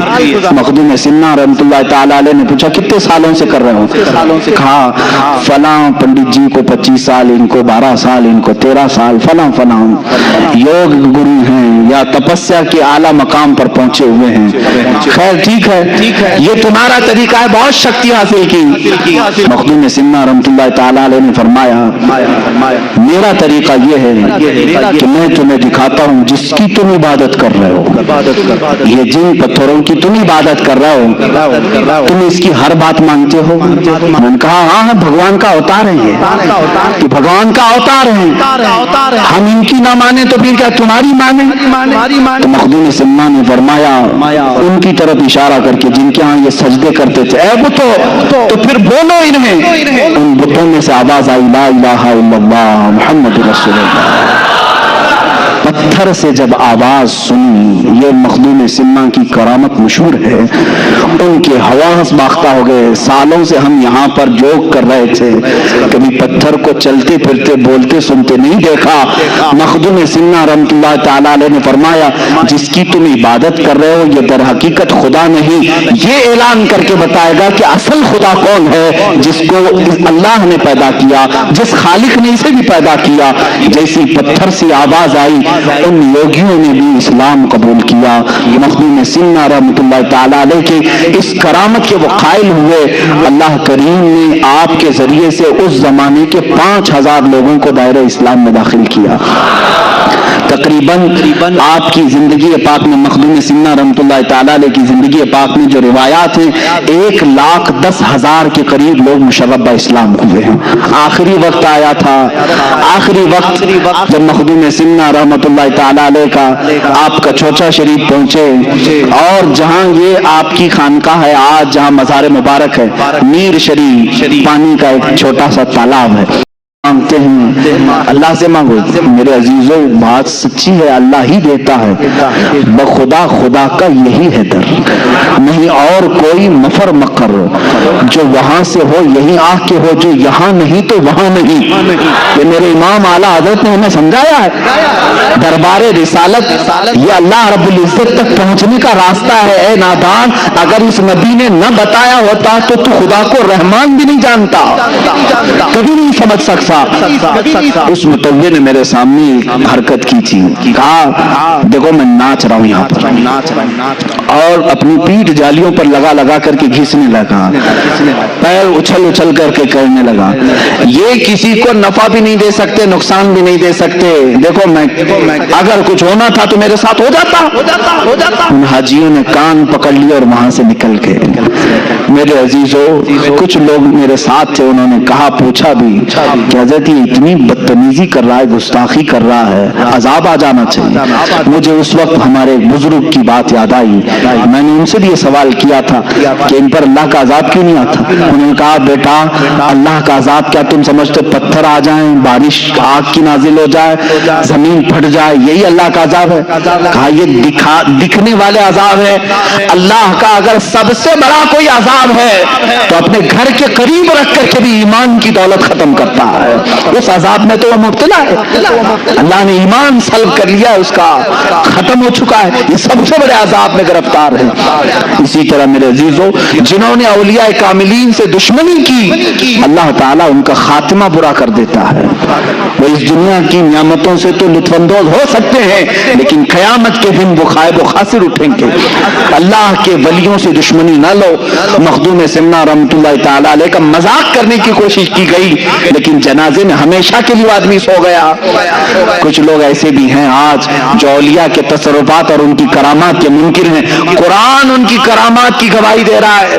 سلیمان علیہ السلام کی امتیوں میں ایک امتی ایسا ہے کہ سبا بلقیس کا تخت ملک یمن سے فلسطین میں ایک لمحے میں نہیں, پلک جھپکنے سے پہلے حاضر کرتا ہے. یہ قرآن کی آیت ہے. قرآن ولیوں کی کرامت کا ذکر کر رہا ہے. اور یہ آج کل کے لوگ جو اولیاء کاملین کے منکر ہیں, یہ در حقیقت اللہ کے ولیوں کی دشمنی پال رہے ہیں. یاد رکھنا, رب تبارک و تعالیٰ کی پکڑ اور اس کا انتقام بہت سخت ہوتا ہے. تم جب اپنے کسی دوست کی توہین برداشت نہیں کر سکتے, اللہ اپنے دوستوں کی توہین کیسے گوارا فرمائے گا؟ وہ ضرور تم سے بدلہ لے گا انتقام, اور وہ منتقم حقیقی ہے. بہرحال مخدوم سمنا رحمۃ اللہ تعالی علیہ کی میں کچھ آخری باتیں یہ بھی عرض کروں کہ آپ جونپور جب تشریف لائے تو وہاں جو بادشاہ تھے وہ ابراہیم اشرقی سلطان تھے.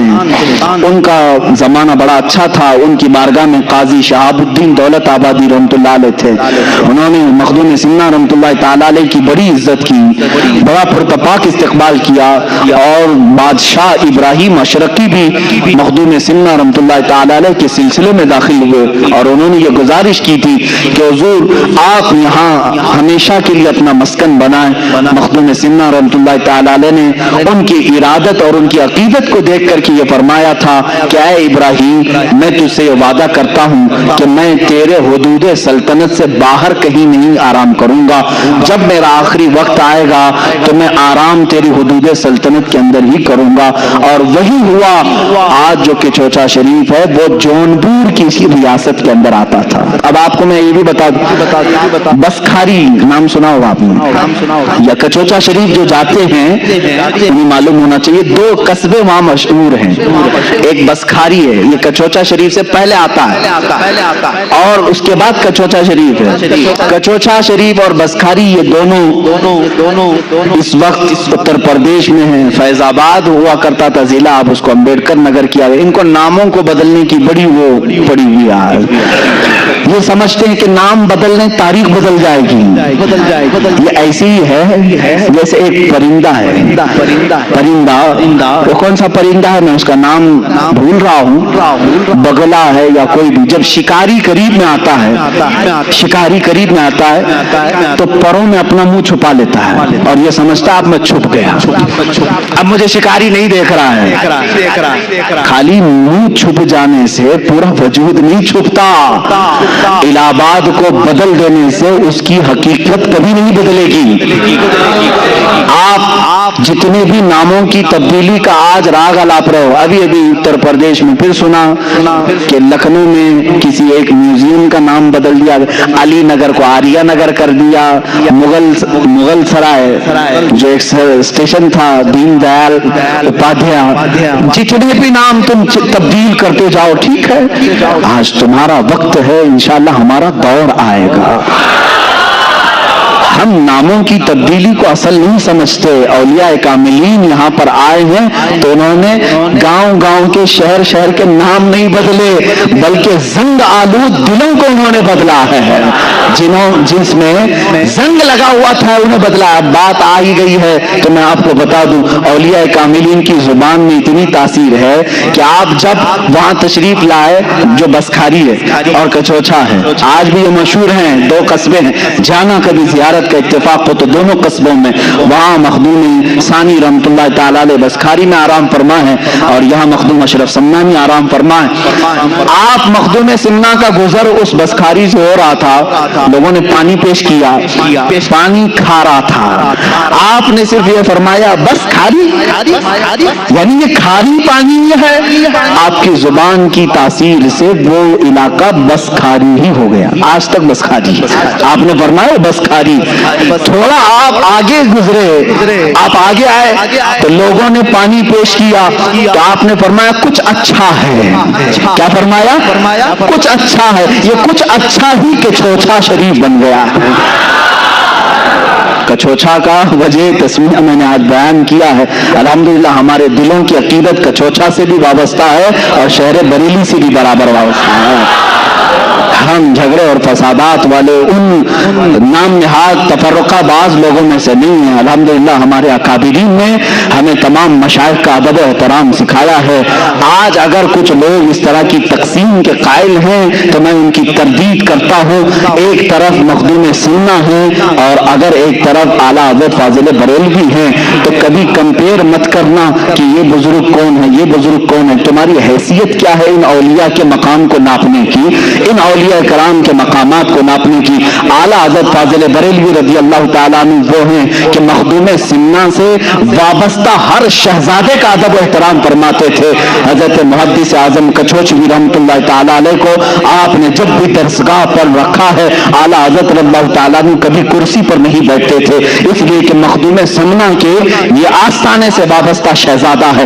اعلیٰ حضرت رضی اللہ تعالیٰ عنہ نے وہاں کا ادب سکھایا ہے اور کچھوچھا شریف کے بزرگان دی جو سادات کرام ہیں، انہوں نے ہمیں کبھی بریلی کی نفرت نہیں ڈالی۔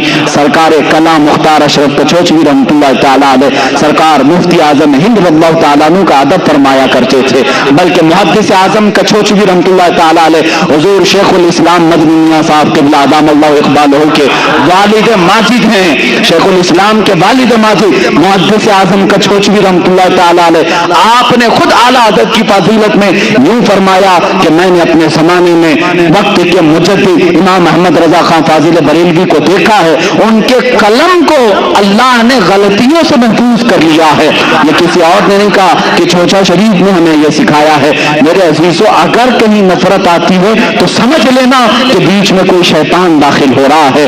ہم نے بریلی میں کچھوچا کی محبت سیکھی اور کچھوچا میں جا کر بریلی کی عظمت سیکھی ہے۔ الحمدللہ چند سال پہلے میں کچھوچا شریف کے عرس میں بھی حاضر تھا، بریلی شریف کے عرس میں بھی ہم حاضر ہوتے ہیں۔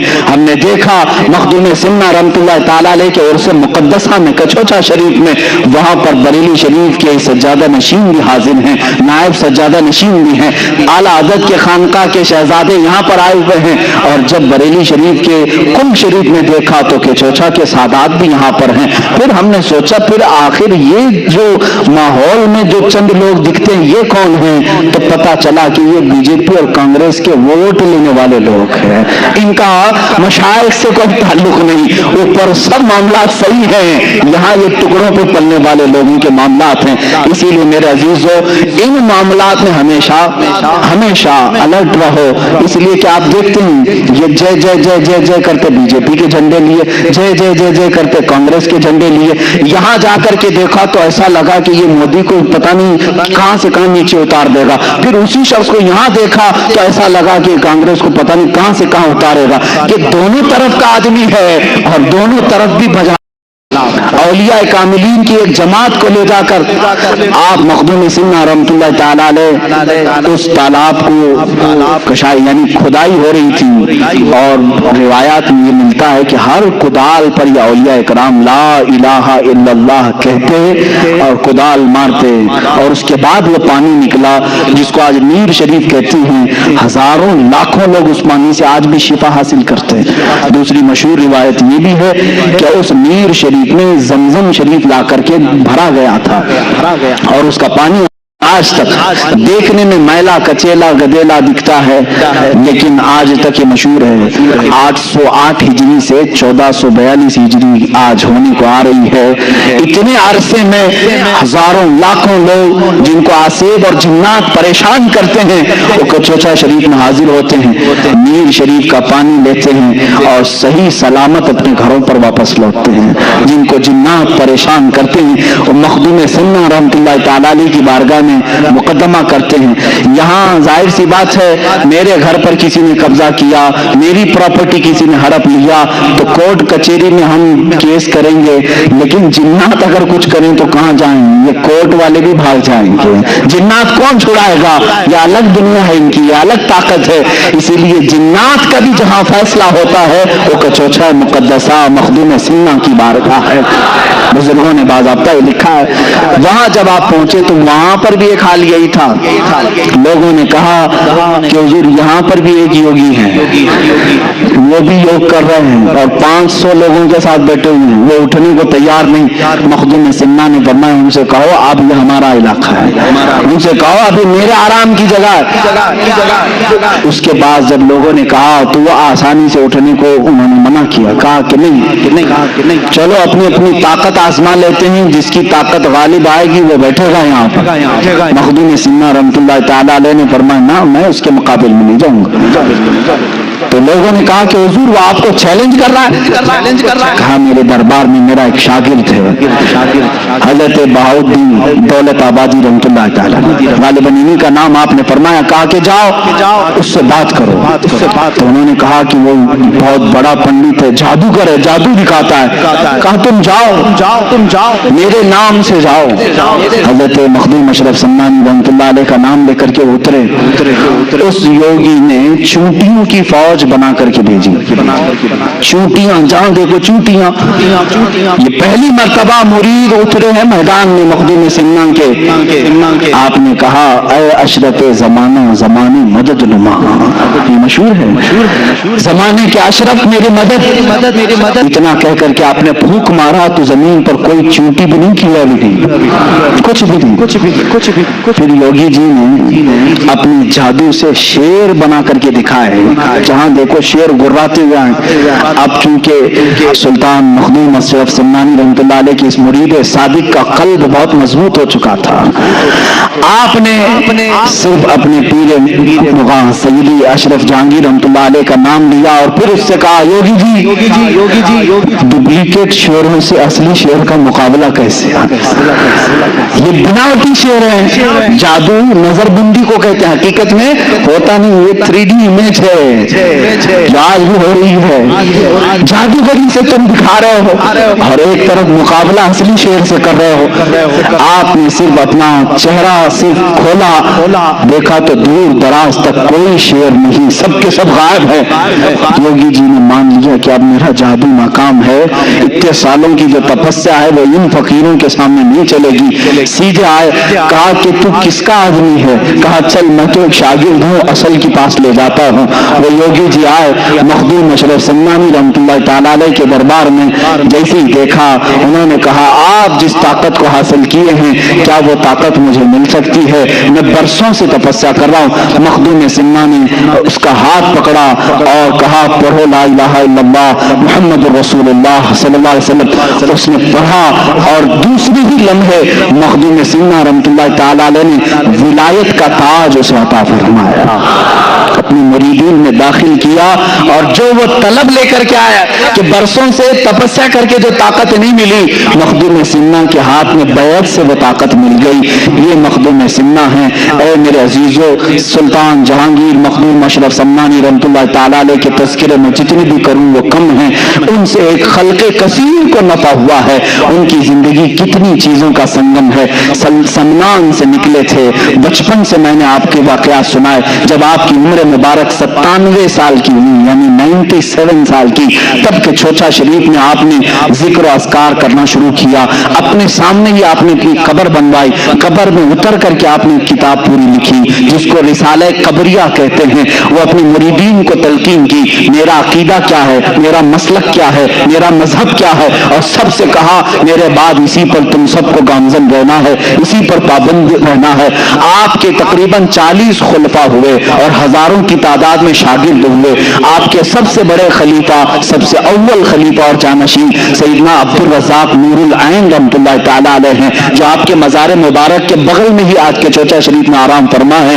سیدنا عبد الرزاق نور العین کی ہی اولاد مخدوم سمنا کی اولاد کہلائی۔ مخدوم سمنا نے شادی نہیں فرمائی تھی، آپ نے اپنے بھانجے عبد الرزاق نور العین رحمۃ اللہ تعالی علیہ کی اولاد کو اپنی اولاد فرمایا، جیسے رسول کریم صلی اللہ تعالی علیہ وسلم کی اولاد سیدہ کائنات فاطمۃ الزہرا سے چلی۔ مخدوم سمنا کی نسل آپ کے بھانجے حضرت عبد الرزاق نور العین سے چلی۔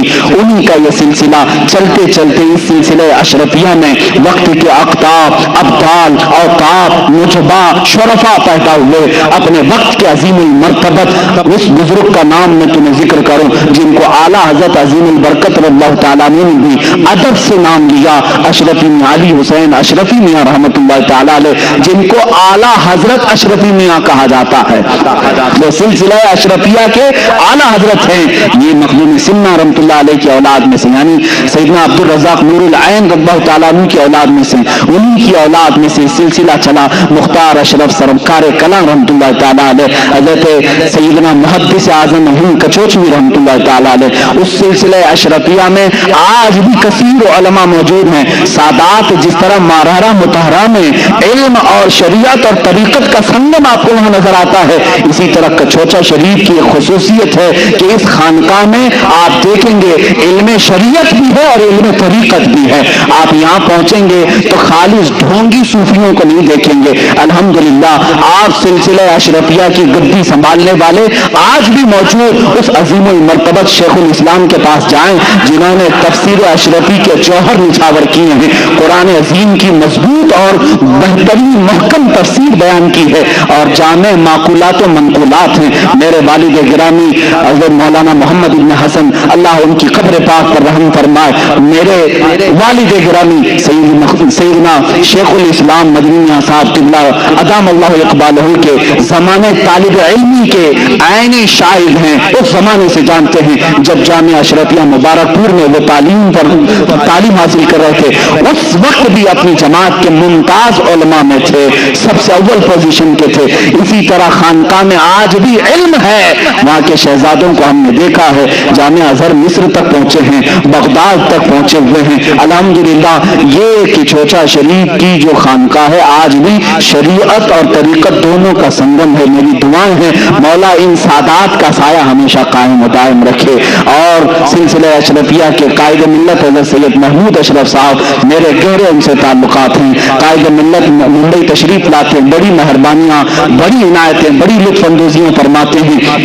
عزیزان گرامی، میں نے یہ تاریخ مخدوم سمنا کی اس لیے ذکر کی کہ ہندوستان میں آپ کو یہ معلوم ہونا چاہیے کہ جس طرح صوفیہ کاملین میں سلطان غریب نواز رحمۃ اللہ تعالیٰ علیہ نے تبلیغ دین فرمائی، خواجہ قطب الدین بختیار کاکی نے فرمائی، بابا فرید الدین گنج شکر نے فرمائی، حضرت مخدوم صابر کلیری رحمۃ اللہ علیہ نے فرمائی، اعلیٰ حضرت نے فرمائی، اور دیگر اولیاء کاملین نے۔ اسی طرح مخدوم کچوچا کا ایک بہت بڑا حصہ ہے تبلیغ اسلام کا، تقریباً 75 سال مخدوم سمنا نے ہندوستان کو عطا کیے ہیں، 75 سال واپس کبھی سلطانیت کے مرتبے کو اور اس کرسی کو نہیں حاصل کرنے کی خواہش کی جو سمنان میں آپ ترک کر کے آئے تھے۔ 100 سال کی عمر پاک آئی جب آپ اپنی خانقاہ میں اپنے خالق حقیقی سے جا ملے۔ اللہ رب العزت کی بارگاہ میں ہمیشہ کے لیے وہ تشریف لے گئے، لیکن آج بھی ان کا مرقد اطہر لاکھوں زائرین کے لیے مرجع خلائق ہے، وہاں سے لوگوں کی تمنائیں پوری ہوتی ہیں، اللہ تعالیٰ ان کے وسیلے سے دعائیں قبول کرتا ہے۔ آؤ میرے عزیزوں، میں وہی بات پھر سے کہتا ہوں جو انہی کے خاندان سے وابستہ، انہی کے شہزادوں میں سے ایک شہزادے سید محدث اعظم محمد میاں کچوچوی ان کے دربار میں عرض کیا تھا، جس کو آج اشرفی ترانہ بھی کہا جاتا ہے۔ سرورا شاہا کریمہ اشرفا، سرورا شاہا کریمہ دستگیرہ اشرفا، حرمت روح پیغمبر ایک نظر کن سوئے ماں، یعنی تمام القاب کے ساتھ مخدوم سمنا کی بارگاہ میں دستگیری کامیابی کے لیے ہاتھ اٹھائے ہیں اور کہتے ہیں حرمت روح پیغمبر میرے آقا صلی اللہ تعالیٰ علیہ وسلم کے وسیلے صدقے سے اے مخدوم سینا صرف ایک نظر ہم غریبوں کی طرف فرما دیں، اور آپ کو جاتے جاتے جو بچے ہوں گے ان کو ایک وظیفہ بھی دے کر کے جاتا ہوں۔ الحمدللہ میں ہر امتحان میں اس کو پڑھتا تھا اور میری کامیابی کا یہ ضامن وظیفہ بھی رہا ہے۔ میں جب بھی چاہے یہاں سے لے کر ہندوستان سے جامعہ ازہر مصر تک جب میرے پاس امتحان کا پرچہ آیا ہے اس وقت تک میں قلم نہیں چلاتا تھا جب تک یہ وظیفہ، یہ سلسلہ اشرفیہ کے بڑے بزرگ کا دیا ہوا وظیفہ تھا، اس کو جب تک میں ذکر نہیں کرتا تب تک میں لکھتا نہیں، اور الحمدللہ اس سے کامیابی بھی بہت ملتی ہے۔ فارسی کا یہ اے پیر جہانگیر مخدوم نہ رود از درد کسے محروم، بہر اولاد فیض اے اشرف حاکم وقت را بکن محکوم، جس کا معنی فارسی میں یہ ہوتا ہے اے پیر جہانگیر مخدوم، یہ سب تو القاب ہے، اے مرشد پوری دنیا کے آقا، اے خادموں کے آقا مخدوم، نہ رود از درد کسے محروم، تمہارے دربار سے آج تک کوئی محروم نہیں لوٹا، میرے اولاد فیض اے اشرف زمانہ آپ کی اولاد کا واسطہ دیتا ہوں، حاکم وقت را بکل محکوم، اے مخدوم سننا جو وقت کا حاکم ہے اسے غلام بنا دیجیے۔ جب ہم یہ دعا کرتے ہیں اچھے اچھوں کے پسینے بھی چھوٹتے ہیں، اللہ تعالیٰ ہمیں غیب سے یہ قوت عطا کرتا ہے۔ بارگاہ رب العزت میں دعا ہے اے مولا حاکم وقت را بکن محکوم، حاکم وقت را بکن محکوم، حاکم وقت را بکن محکوم، مولا ظلم ظالموں کے ظلم سے ہم سب کی حفاظت فرما۔ مخدوم سنہ رحمت اللہ تعالیٰ علیہ کے تبرکات، ان کے تمام تر تصرفات سے ہم سب کو بھی مولا حصہ عطا فرما، ان کے برکات، ان کے انوار، ان کے فیوز سے ہم سب کو حصہ عطا فرما۔ مخدوم سنہ سے وابستہ یہ مجمع ہے مولا، اشرف زمانہ سے وابستہ تیرے دربار میں وسیلے کے لیے ہاتھ اٹھایا، ان کا وسیلہ لیتے ہوئے مولا ہماری تمام زمینی آسمانی بلاؤں سے حفاظت فرما۔ اے کریم خدا ہم سب کو جنات، آصف، سحر، جادو، سفلی، علوی ہر طرح کی بری آفتوں سے محفوظ فرما۔ مخدوم اشرف جہانگیر سمنانی رضی اللہ تعالیٰ عنہ کا دنیا میں بھی ہمیں یا واسطہ عطا فرما، اور قیامت کے دن کے جھنڈے تلے ہمارا حشر فرما۔ وصلی اللہ تعالیٰ علی خیر خلق محمد وآلہ واصحابہ اجمعین، وآخر دعوانا الحمد للہ رب العالمین۔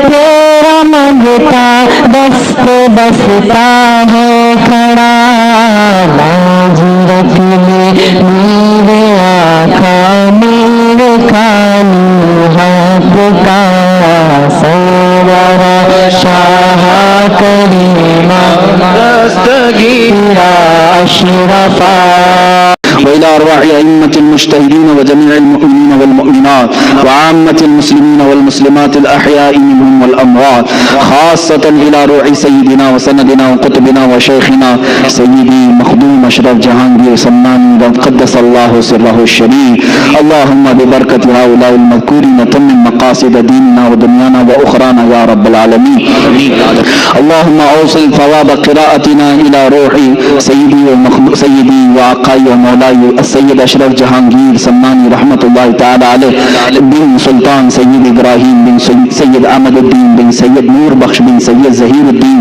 بن سید تاج الدین بن سید علی بن سید محمد بن سید کمال الدین بن سید مبارز الدین بن سید جمال الدین بن سید عبداللہ بن سید حسین بن سید احمد بن سید حمزہ بن سید علی اکبر بن سید موسیٰ بن سید اسماعیل ثانی بن سید محمد المکتوم بن سید اسماعیل اکبر بن سیدنا امام جعفر صادق امام بن سیدنا باقر بن امام سیدنا علی زین العابدین بن امام سیدنا حسین شہید کربلا بن سیدنا امام علی و سیدہ فاطمہ بنت رسول اللہ، اللہم ببرکت هؤلاء المذکورین یسر امورنا وحسن مرادنا وقض حاجاتنا یا قاضی الحاجات، اللہم اشفی امراضنا وامراض المسلمین وارحم موتانا وموت المسلمین، الہ العالمین ستار علیہ غفار الذنوب قدیر جبار خدا اس مجمع پاک پر تو اپنا رحم و کرم نازل فرما، مولا تیرے محبوب ولی سیدنا مخدوم سمنانی رحمت اللہ اللہ تعالیٰ علیہ کا ذکر خیر یہاں کیا گیا ہے۔ اے رب ذل جلال تیرے اس محبوب ولی کا واسطہ ہم سب کی بخشش فرما دے،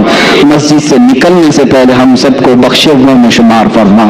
اے کریم خدا ہمارے صغائر و کبائر کو معاف کر دے، اس مجمع کو، اس جلسے کو مولا قیامت کے دن ہمارے گناہوں کا کفارہ بنا دے۔ مخدوم سنہ رحمۃ اللہ تعالیٰ علیہ کا دامن ہمیں قیامت کے دن عطا فرما۔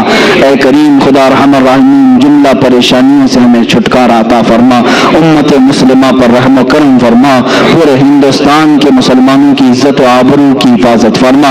مخدوم سنہ کا واسطہ مولا دنیا میں آج موجود اسلام اور مسلمانوں کے دشمنوں کو خاک و خارب و خاسر فرما دے، اسلام و سنیت کا بول بالا فرما، کفر و شرک کا منہ کالا فرما۔ اے رب ذوالجلال ان کے تمام تر منصوبوں کو خاک میں ملا دے۔ قدیر و جبار خدا امن و امان عطا فرما، پورے ہندوستان میں امن و امان عطا فرما، ہر طرح کے ظلم و ستم سے سب کی حفاظت فرما۔ یہاں جتنے حاضر ہیں ہم نے جو بے اولاد ہیں انہیں اولاد صالح عطا فرما، جو بے روزگار ہیں انہیں حلال روزیاں عطا فرما، جو بے جوڑ ہیں انہیں حلال انہیں نیک و صالح رشتے عطا فرما۔ اے کریم خدا جو قرض میں مبتلا ان کے قرضوں میں آسانیاں عطا فرما، جو ناحق جیلوں میں بند ہیں انہیں رہائی کی سبیل پیدا فرما۔ اے کریم خدا ارحم الراحمین ہم سب میں اتحاد و اتفاق نصیب فرما، ہمارے مشائخ کا سایہ ہم سب کے سروں پر دراز فرما، سلسلہ اشرفیہ کے تمام بزرگان دین مشائخ کا سایہ ہم سب پر دراز فرما، ان کے ذریعے سے دین و سنیت کی خدمت عطا فرما۔ اے کریم خدا ارحم الراحمین مولا یہاں پر ہم جتنی بچے جوان بوڑھے حاضر ہیں تیرے دربار میں صرف اتنی التجا کرتے ہیں مولا اس وقت تک موت نہ پا کر جب تک تو ہم سب سے راضی نہ ہو جا، مولا مرنے سے پہلے ان آنکھوں کو تیرے حبیب پاک صلی اللہ علیہ وسلم کے چہرے کی زیارت نصیب فرما، دنیا میں ہر آفت سے بچانا مولا، عقبہ میں نہ کچھ رنگ دکھانا مولا، بیٹھیں جو در پاک پیغمبر کے حضور ایمان پہ اس وقت اٹھانا مولا۔ ان اللہ و ملائکتہ یصلون علی النبی یا ایھا الذین آمنوا صلوا علیہ وسلموا تسلیما۔ اللهم صل على سيدنا مولانا محمد معدن الجود والكرم وآله وأصحابه الكرام ابنه الكريم وبارك وسلم، دعواهم فيها سبحانك اللهم وتحيتهم فيها سلام وآخر دعواهم ان الحمد لله رب العالمين۔ جد میں واپسی ہو یا اللہ، جد میں واپسی ہو یا اللہ، لب پہ جاری ہو بس لا الہ الا اللہ محمد رسول اللہ۔